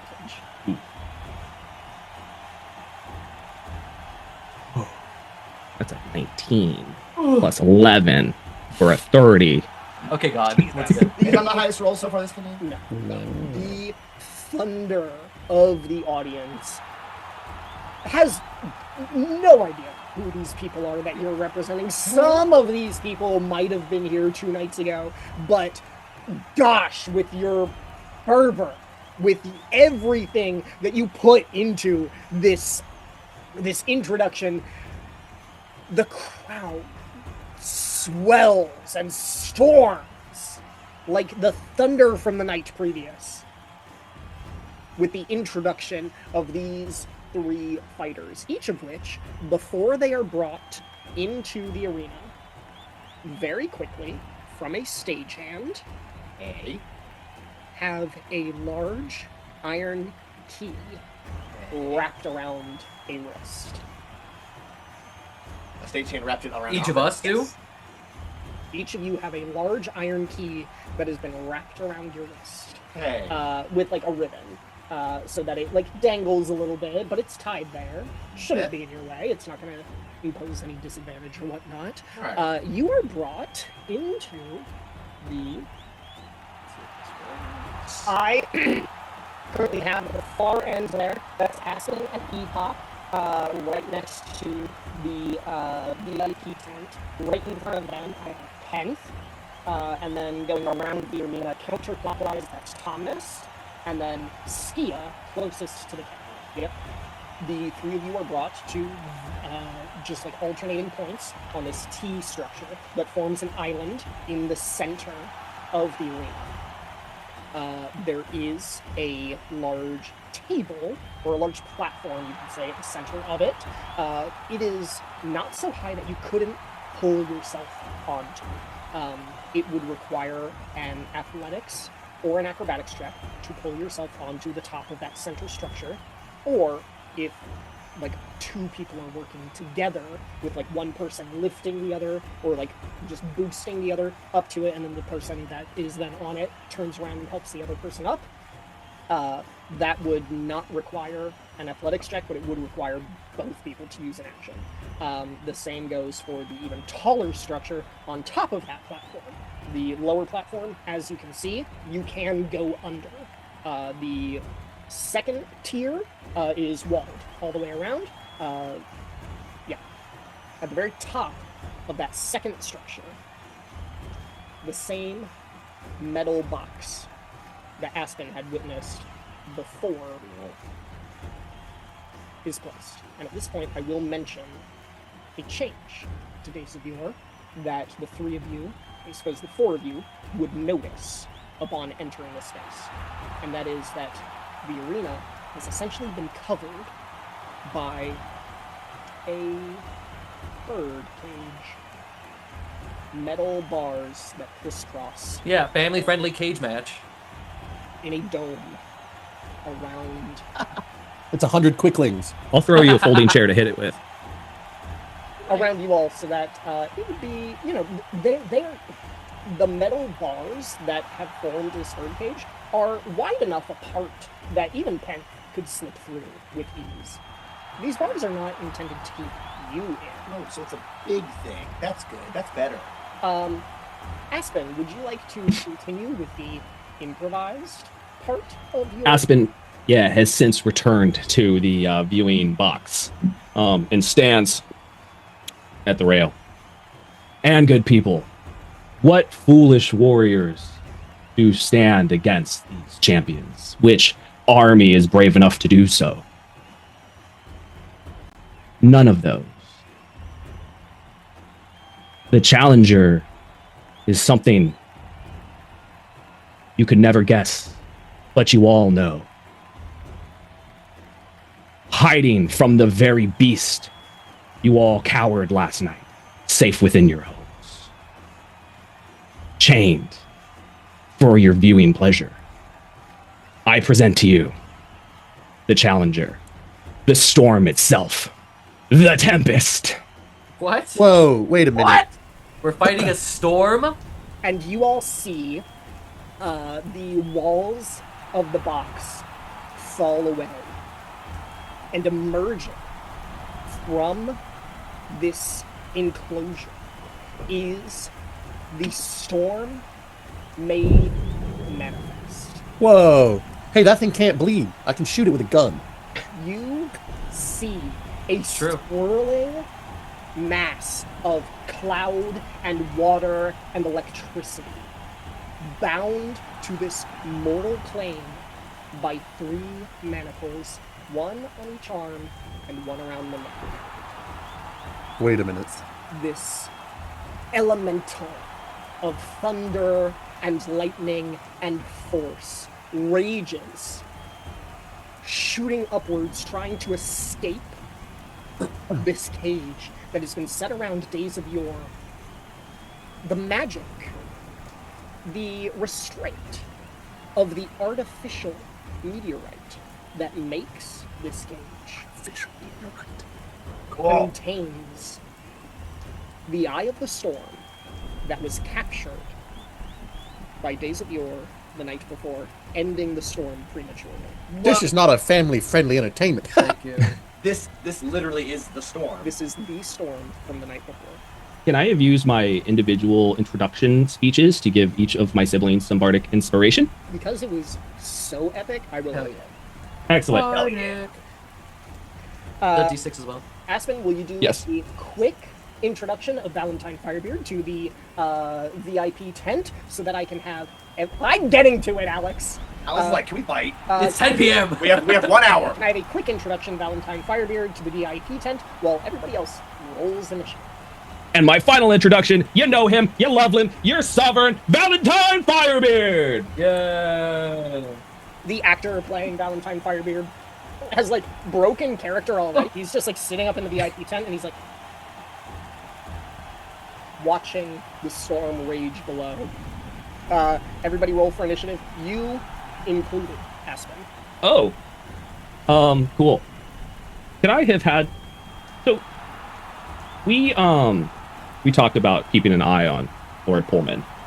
And Epoch is in the booth, the viewing box with us. Could he have been part of that conversation and Aspen before like going up there being like, hey, let's keep an eye on Lord Pullman? Would Epoch be... Drunken master. You want Epoch to keep an eye on Lord Paul? He's just there. Aspen's also going to be keeping an eye. But Honestly, He's here to observe. Epoch is here to observe. At the top of the round, the Eye of the Storm is going to observe the keys that are on the wrists of Penth and Skia and Thomas. And let's see, is going to, at this point, does not know which one is going to be the biggest threat, sees the keys that it needs to escape. It is going to make a random choice between Penth, Thomas, and Skia. I'm going to say Penth is a 1 or a 2, Thomas is a 3 or 4, Skia is a 5 or 6. It's a 1. It's going for Penth. It's going to make 2 slam attacks against Penth. Quick question, the locks themselves, are they attached to the storm elemental or the arena floor? Storm.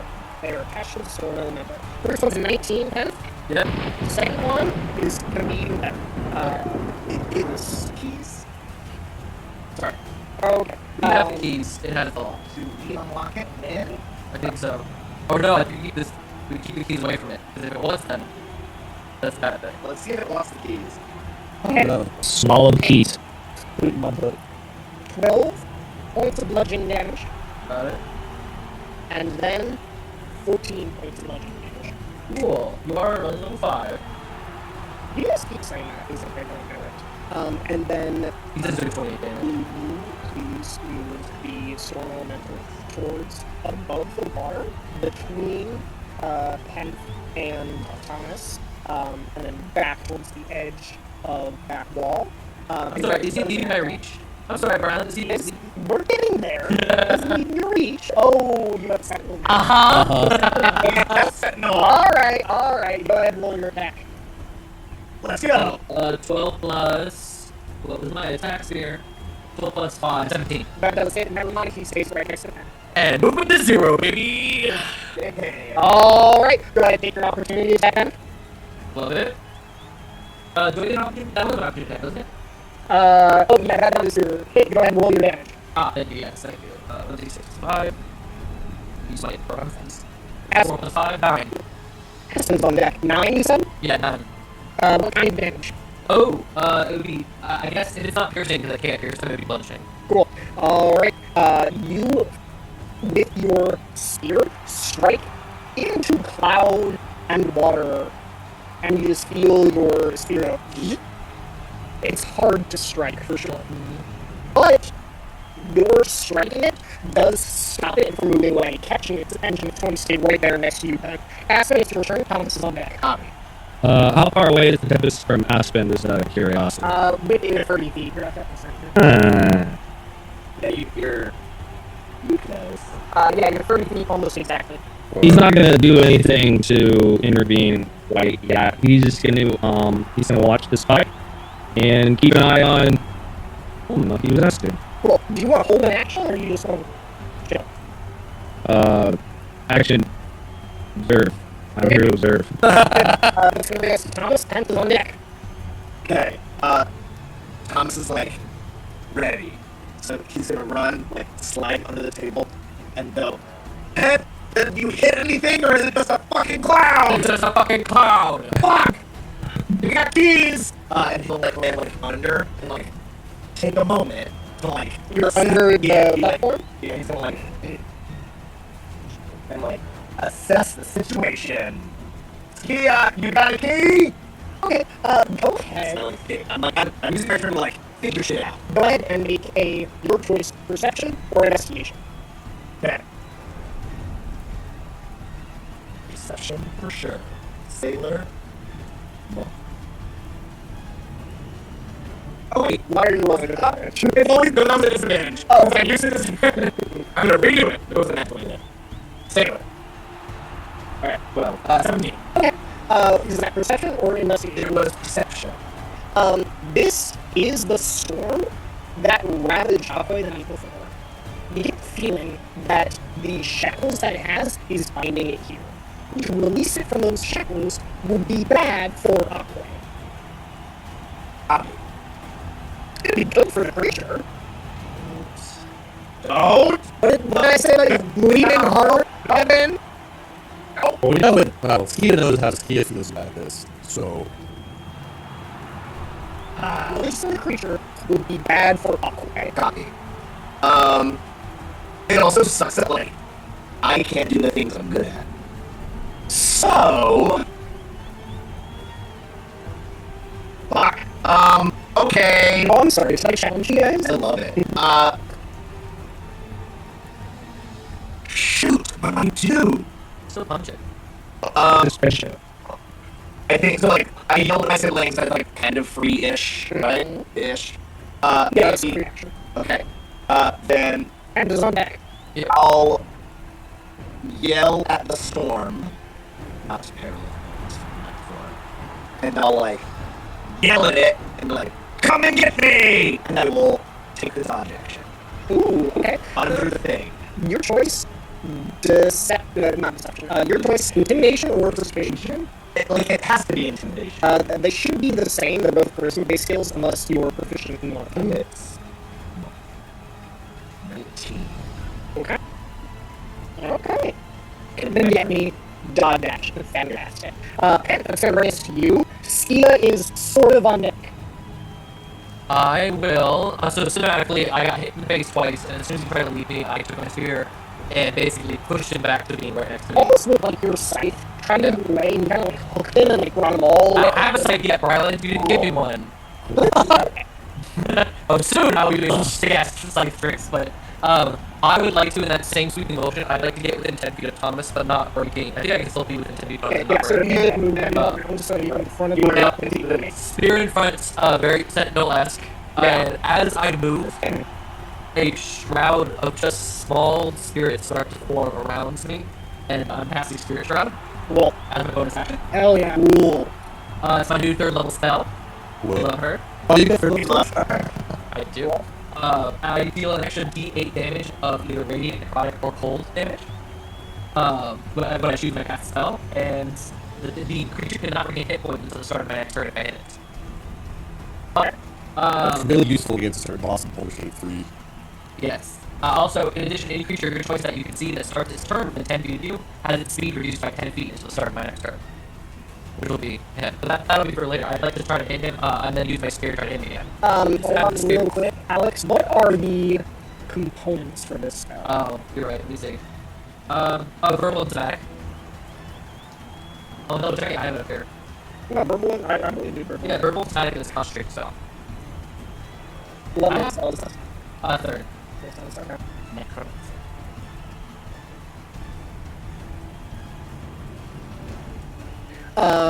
Penth, what does it look like as you begin to cast this spell? Just almost like an orb around me, going below and above and around a 360 around me. Just the spirit stuff, like Hercules, like the 6 spirits, like kind of in that same swimmingly like oceanic way. Or Can something. you even imagine that the spirit of Solomon Winter that you Sure. Yes! just the 2 knights of the is present as Penth begins to cast this spell as spirits are arriving inside this arena here within Days of Yore. You hear people in the audience starting to gasp, starting to scream. You see someone out of the corner of your eye, a woman faints. And then the spell dissipates and is lost, and the spell stop is very still. Lost. Anti-magic field. Wasn't kind. Lost is it just ends, right? Not like I lost the spell to do it again. Okay. So that was like, you've actually The forgotten spell the slot spell. is used. That is rude as fuck. I'll say that now. I know. Do I have? I can't do an insight check for reaction if I know if it was because of this cage or because somebody else. Was I able to notice something if I was action watching? True. Action watching. What, action watching?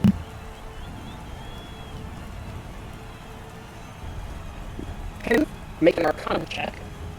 Aspen, if you were... What were you watching specifically? I was watching Pullman. Pullman. You saw Willard Pullman use no foreseeable spellcraft of the hands, no movement of the lips, no material components used. As far as you can tell, Aspen, Willard Pullman is simply watching the sun. As far as Penth can tell you, that 20. Got an actually.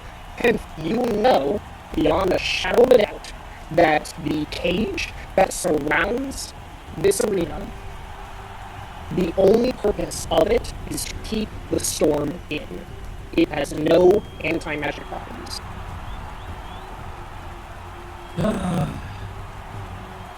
But yeah, I can't. Let me see. So that was my bonus action. I'm frustrated. Casting spell is your bonus action. Yeah, and I think for actions can only be cantrips at this point. You use a spell in your bonus action, so if you have an action cantrip, you could use that. I do, and I wonder if Cold Dead will work on Storm. Read me the spell description of Cold Dead. You plant one creature you can see within range, and the sound of the Dolores spells fill the air around it for a moment. The target must succeed on a wisdom saving throw or take now 2d8 damage to level 5, and necrotic damage. If it's missing any of its hit points, it instead takes 1d12 or 2d12 damage. I see no reason why that wouldn't work. Do you want to cast Cold Dead? Let's see if it's only on concentration spells, it's still gonna not let me attack it with it, actually. You said it's a charisma saving throw? What is that? Wisdom saving throw. Got it. Okay. And my spell save now, because my proficiency is on plus 3, is at 15. 15. Okay, that's plus 0 to the wisdom save. Nice. So 13 on the die. Okay. Hell yeah. So it hears bells, and while you can do a flavor that while I roll 2 Yeah, as the bells toll, and sort of reverberate, sound reverberating off of the netting that is over this space, you watch as the storm, and like, the body-like figure that exists inside of the storm is only present for like split seconds at a time. And you see this like figure inside of this like tornado of lightning and rain and whatnot. You can watch as it throws its head from side to side, trying to find the source of this casting, of this ring. Death Nails for you, 13 necrotic damage. 13 points of necrotic damage. Well, hold on. Let me ask before this. Is some of it being missing, or is it full health? Okay, so yeah, 13. Yes. Some of what you did earlier did damage it minimally. However, the necrotic damage that you deal definitely has a full effect on the screen. Nice. Penth, do you have any other move that you want to do? No, it's already moved to block. Yeah, I'm in a good place. We're good. Fantastic. Look up something real quick. Look how to kill a great cleric. I really should have used a different attack to give myself some HP back, so, Just put this end next to Aspen, reaching out towards me. Old biscuit and gravy. 68 is... Why are you pointing at Aspen? Okay, fantastic. Hey, Penth, will you please make a charisma saving throw? Jesus Christ. He's still watching. Yep. Is he our first big bad? I got a 4, because it's 5 minus 1. Okay, this Penth is navigating his way around this storm. Epoch, right next to Aspen, is standing there observing the battle, observing the people inside this VIP area. Observes as Lord Pullman leans over and says something to the woman. Says something to Theodore Bowman, who is taking notes. There's a photographer that's standing next to her, and they're just excitedly talking about what it is that they're observing beneath them. Epoch observes all of this and more. And that will bring us to Sia, followed by our cinematic and the Aspen Zone. How far away is the solar? That is a great question from you, Sia. I mean, 50. dang it, that's out of my range. I mean, you can move towards the creature. I've got only 40 feet of it. I want to run and use my key on one of its wrists or the neck. Okay. But You cannot do that this turn. I know. Just gonna run up 40 feet, and as they do so, they're gonna press something on their armor. Kind of like the scene when they activate their ultimate shield, how it looks like that. Yeah. Then it stays vibrating, so he's like kind of blur each of them. He just has the alert on themselves. Nice. I tried to find it was 15, 20, 40. 40 is going to be, this is going to run back towards the pillar. Yeah, okay, well, Minsky is gonna run up as they're running, cast blur on themselves, Cool. and scream out, I didn't sign up for this! I'm gonna try to free this thing! I'm not here to fight a slave! Why are you making me feel bad for a storm? Cool. Alright, so you cast blur and you move full movement. You have a bonus action? I don't think I have really anything I can do a bonus action with. We've been pretty cinematic so far throughout this fight. Is there anything that anybody wants to add before we move on to the next round? Cool. Okay. Alright. On its turn, the storm is going to move, not leaving Penth's range, but it's going to move around Penth to that space towards essentially between all three of them. Like there. Right there. Fantastic. And it is going to curl itself in, and then it's going to use its whirlwind attack. I need all three of you to make a strength saving throw. Love it. You got a game for us another time. I don't believe there is, but when you look up the dodge action, I think it gives you advantage on dexterity saving throws, so it's strength. That's true. I'm rolling really bad. I'm rolling really good at this time. What did you roll, Alex? 17 plus 5. 22. You actually rolled a 19, but that still saves. Steve, what did you roll? Hold on. 1? Okay. I love being rather than punching bag this entire strength saving throw. And saving throw. Okay. I need Thomas and Sia both to roll a d8. This is how many blue dragons are summoned? Yes, this is how many blue How many cyan dwarves? I'm just never gonna let you down that one. Like, oh, DH, Justin. Like, oh, the dragons are And then you summoned the blue dragon, and you made one of the greatest arcs of this player. It was so fucking cool. What did you roll? 5. 5? Roll 1. Okay. Rolling And ones. as you can see, there are D8s all around the battle map. What? Skia rolled a 1. Skia is going to move 20 feet towards the 1. Okay, wait, sorry. Oh, this Which way is that?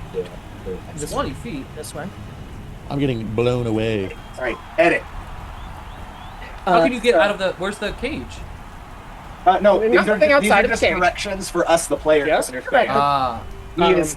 The storm is able to push us different directions. Skia is going to move 20 feet towards Aspen Cool. from her 20, current space. 5, 10, 15, 20. Just on the edge of the water, Skia. Thomas is Whoa. to move 20 feet 5. Of course, towards me. the 5. Because we are the same. 5, 10. And Thomas was on his back, like he slid out, so he like spins on his back. Like, On a failure.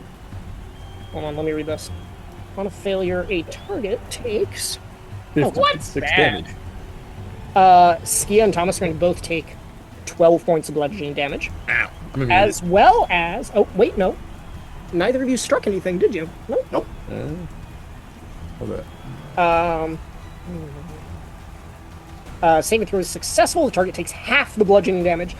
So Penth is going to take 6 points of bludgeoning damage. Would that count as an attack against target next to me, or no? For my sentinel. So we take how much? 12? You take 12. Okay. Skia takes 12.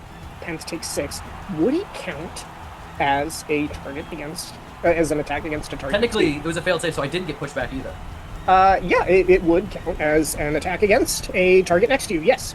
I'll take it. Does that Oh, mean that you was get? That means an attack. My reaction makes a melee weapon attack against the attack. And you've had your turn since your last opportunity attack. So yes, you have another reaction that you can use. Yeah, I rolled a 7 plus. It's 7 plus. What is it? Plus 5, so 12. 12 does not hit. Damn. Okay, so I try at least. Okay. The storm is going to try again. Oh, it can move because you tried to make that opportunity attack. Yes. Wasting your reaction. So Correct. the storm is going to move. He turned it out. No, he's not trying to get out. He's trying to be somewhere that you cannot reach him. That's going to be the end of his turn. That's going to bring us to Aspen. Okay. Something fishy is going on here. Aspen saw this. What did you That's roll on stealth. that? Sorry, just going back real quick. And on that opportunity attack that you failed, you said you rolled a 13? Set at 12. 12? You actually rolled a 10. Okay, Why are we rolling 2 less? This needs to stop. Okay, you guys are gonna lose. Aspen, watching something is going on with Penth down there. And he looks over at Pullman Kill Pullman right now. and Assassinate Pullman. yes, this action is to distract Lord Willard Pullman. okay. And he says to him, seems like this bet is going heavily in your favor so far. I don't know if I can roll like a persuasion or something to get him into conversation or around. Roll a persuasion check with disadvantage.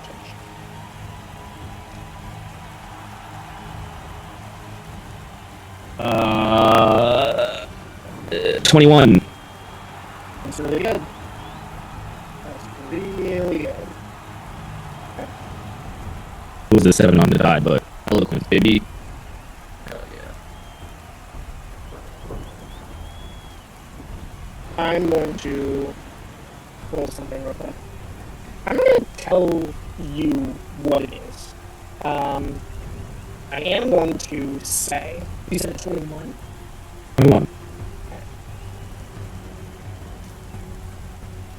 Can I use a bonus action to unsettle? Well, I guess it wouldn't be a save. Never mind. Okay. And you just put your camera on this one. Yeah. It's a middle finger. Doom. Alright. What is that? 16. Okay. Oh, alright. common looking. Right. 60. Okay. As you say this, Pullman, as you say this to Pullman, he breaks his conversation with the woman next to him, looks at you. We'll see how it goes. Looks back to the woman, and you can see Aspen a roll of the eyes as he turns back to her. Hmm. Anything else on your turn, Aspen? Can I hear what you're talking about? Not without, like, close examination. There's thunderous excitement and combat and all sorts of things going on. And these are two people who are, like, muttering amongst themselves. Imagine, like, you're 10 feet away from you're 10 feet away from a couple at, like, a primetime WWE match. Like, no, you're not going to be able to eavesdrop on them without getting really, really close. Epoch right behind me. Yeah, Epoch is near you, yeah. Aspen, seeing Pullman's not paying attention to him. On his chair. Epoch looks at you. I understand. Breaks him in half, throws him on the back. Kills Pullman on the spot. That's gonna bring us to Thomas with Penth on deck. Okay, question about the cage. Is this the audience and the cage is in the water circle? Yes. Perfect. I don't like the sound of that, but okay. Thomas heard what Skia said, right?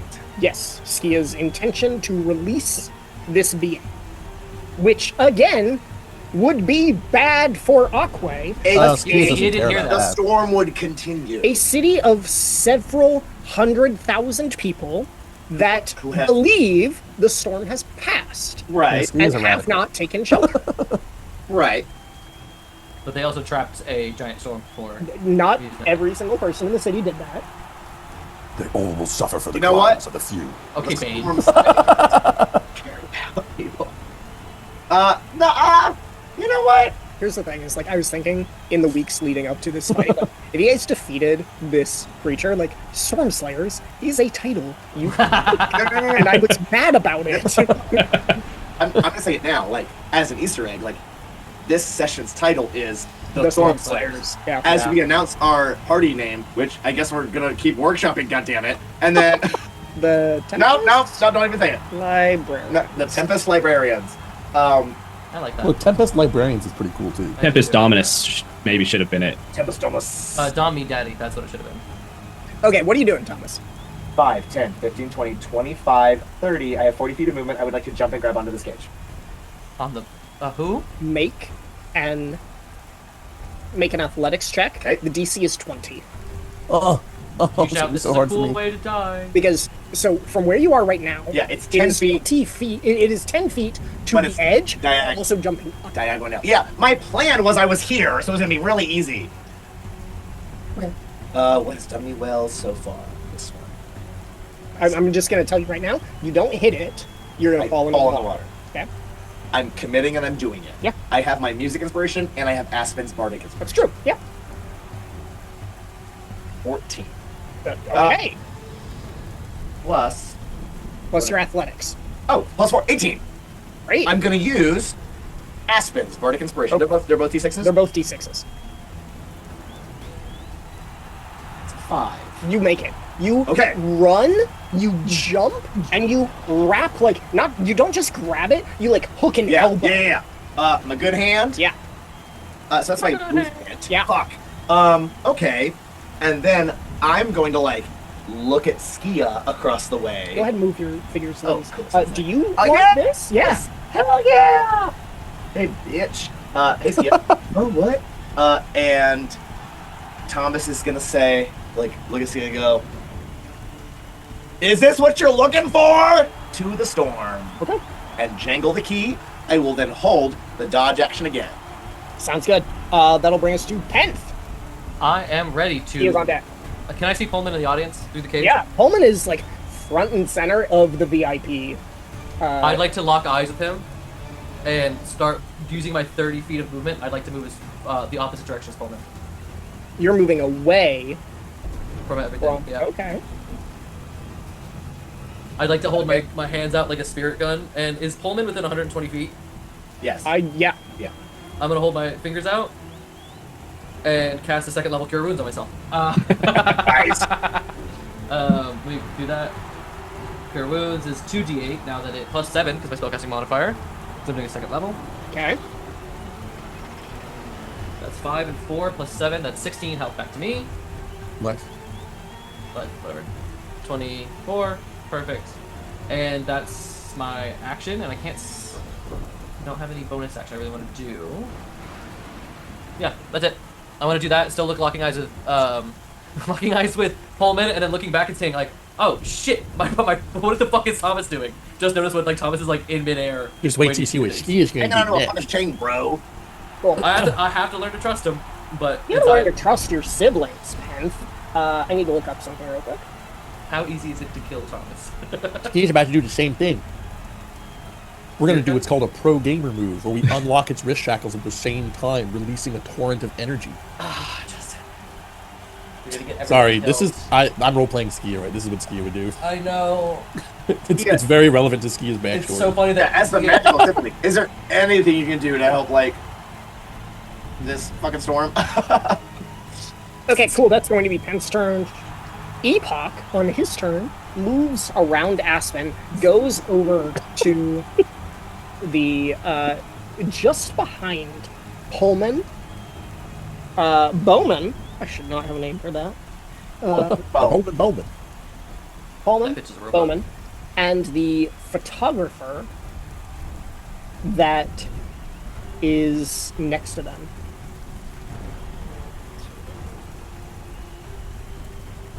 Is that one of those ones with a little cowl over the back of his head? Yeah. Oh. Epoch stands on the opposite side of this cameraman, looks at him, looks at Aspen, looks at the cameraman, Oh no. looks at Pullman and Bowman, looks at Aspen, looks at the cameraman, Oh no! pushes the cameraman onto the Lord Willard Pullman and this woman who owns a newspaper here in Ach'W'e. That photographer's going to get destroyed later for his.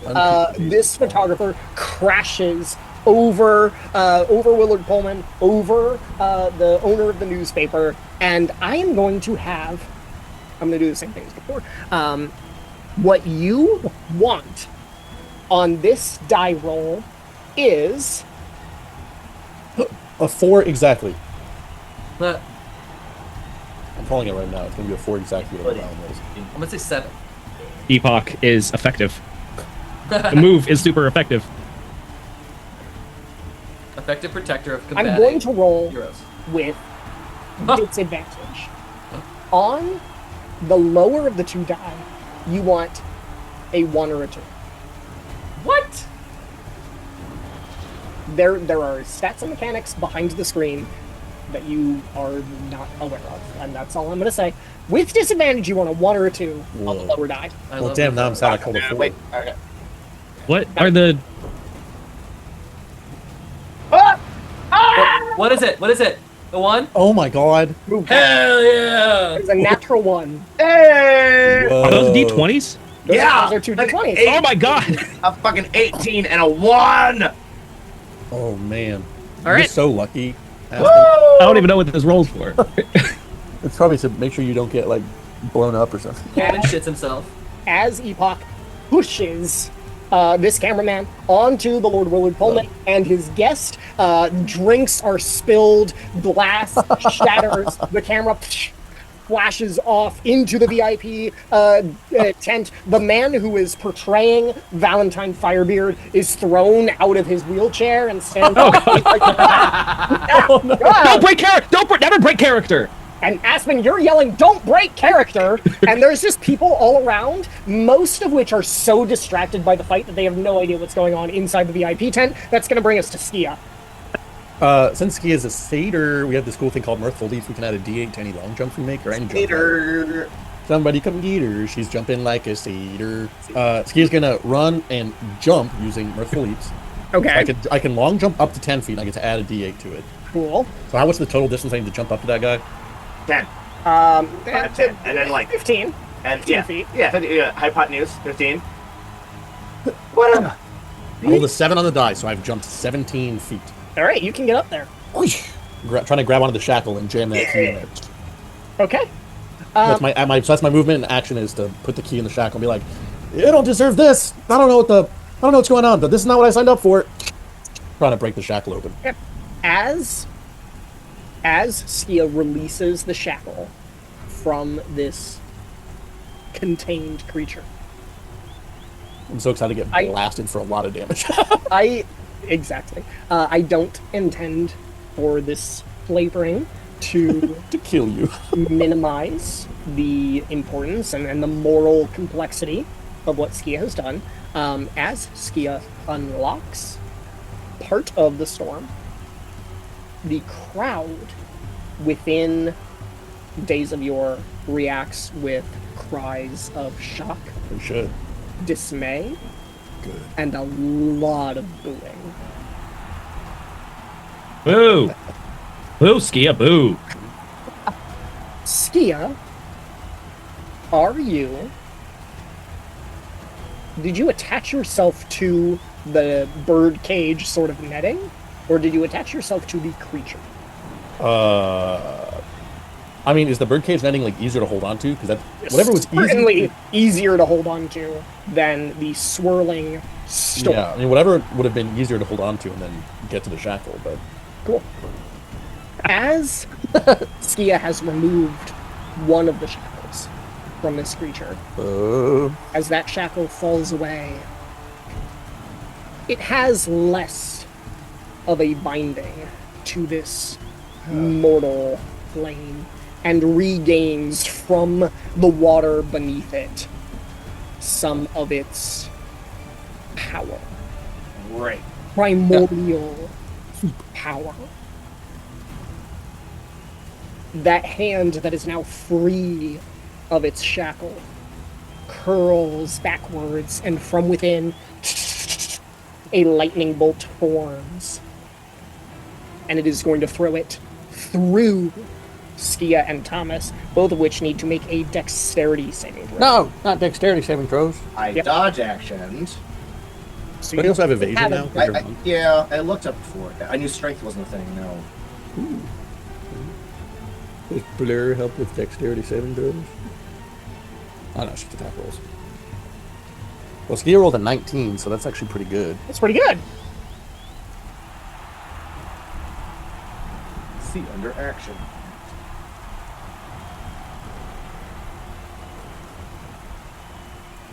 Good.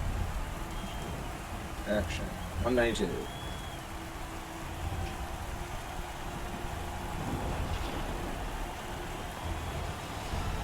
Dodge. Attack. Attack rolls are disadvantaged, and you make dexterity saving throws with advantage. All right, Let's go. make your dex save with advantage. This one and this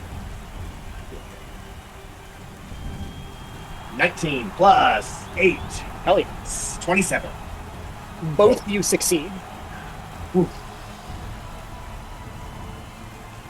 Take half of 40. Oh god. Yeah, if it's a full-on lightning spell. Not bad, not bad. Both of you take 12 points of lightning damage. Is that already halved? That's halved.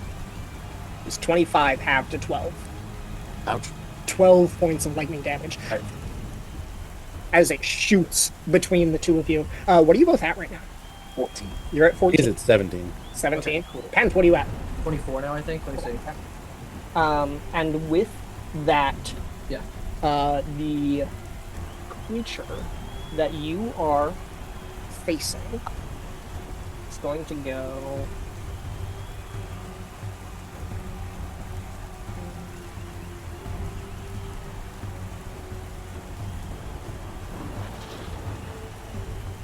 a little bit closer towards the center of the arena from whence he came.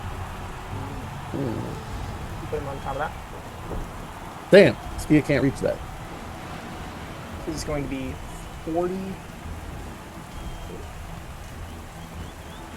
40 feet up.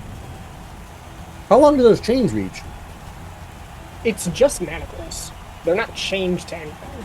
It's just Oh. all around Oh, I Not thought one they were around chained one to hand, something. but a manacle around one wrist and a manacle around the neck. I must have misheard that.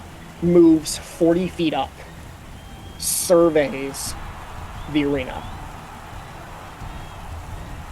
looking at its free hand, looks out towards the netting and shoots lightning out, and you just see it arc across every stretch, both Y and X axis.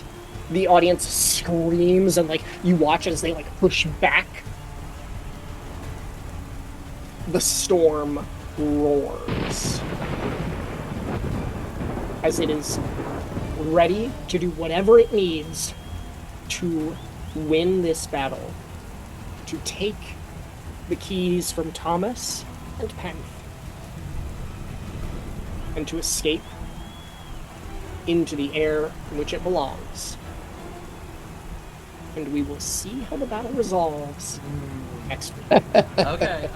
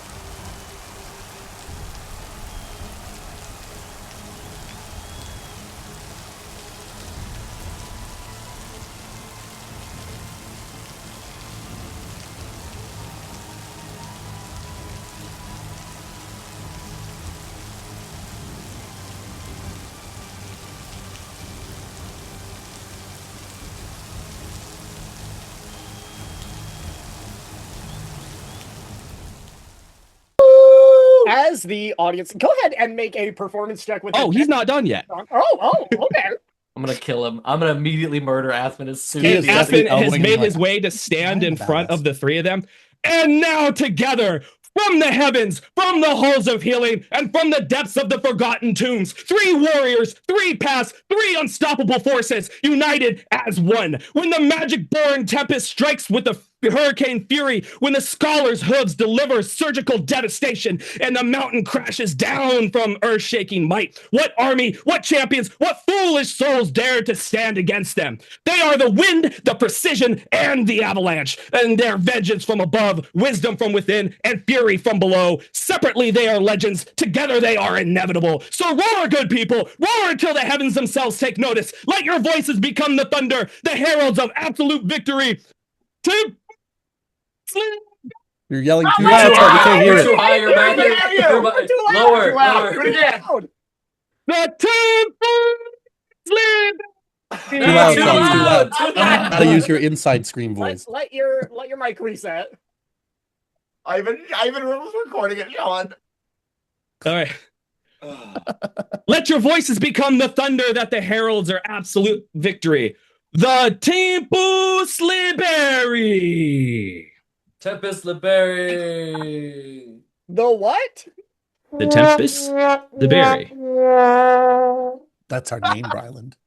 Tempest Liberi, baby. It's Latin for time children. It sounds like Tempest Library.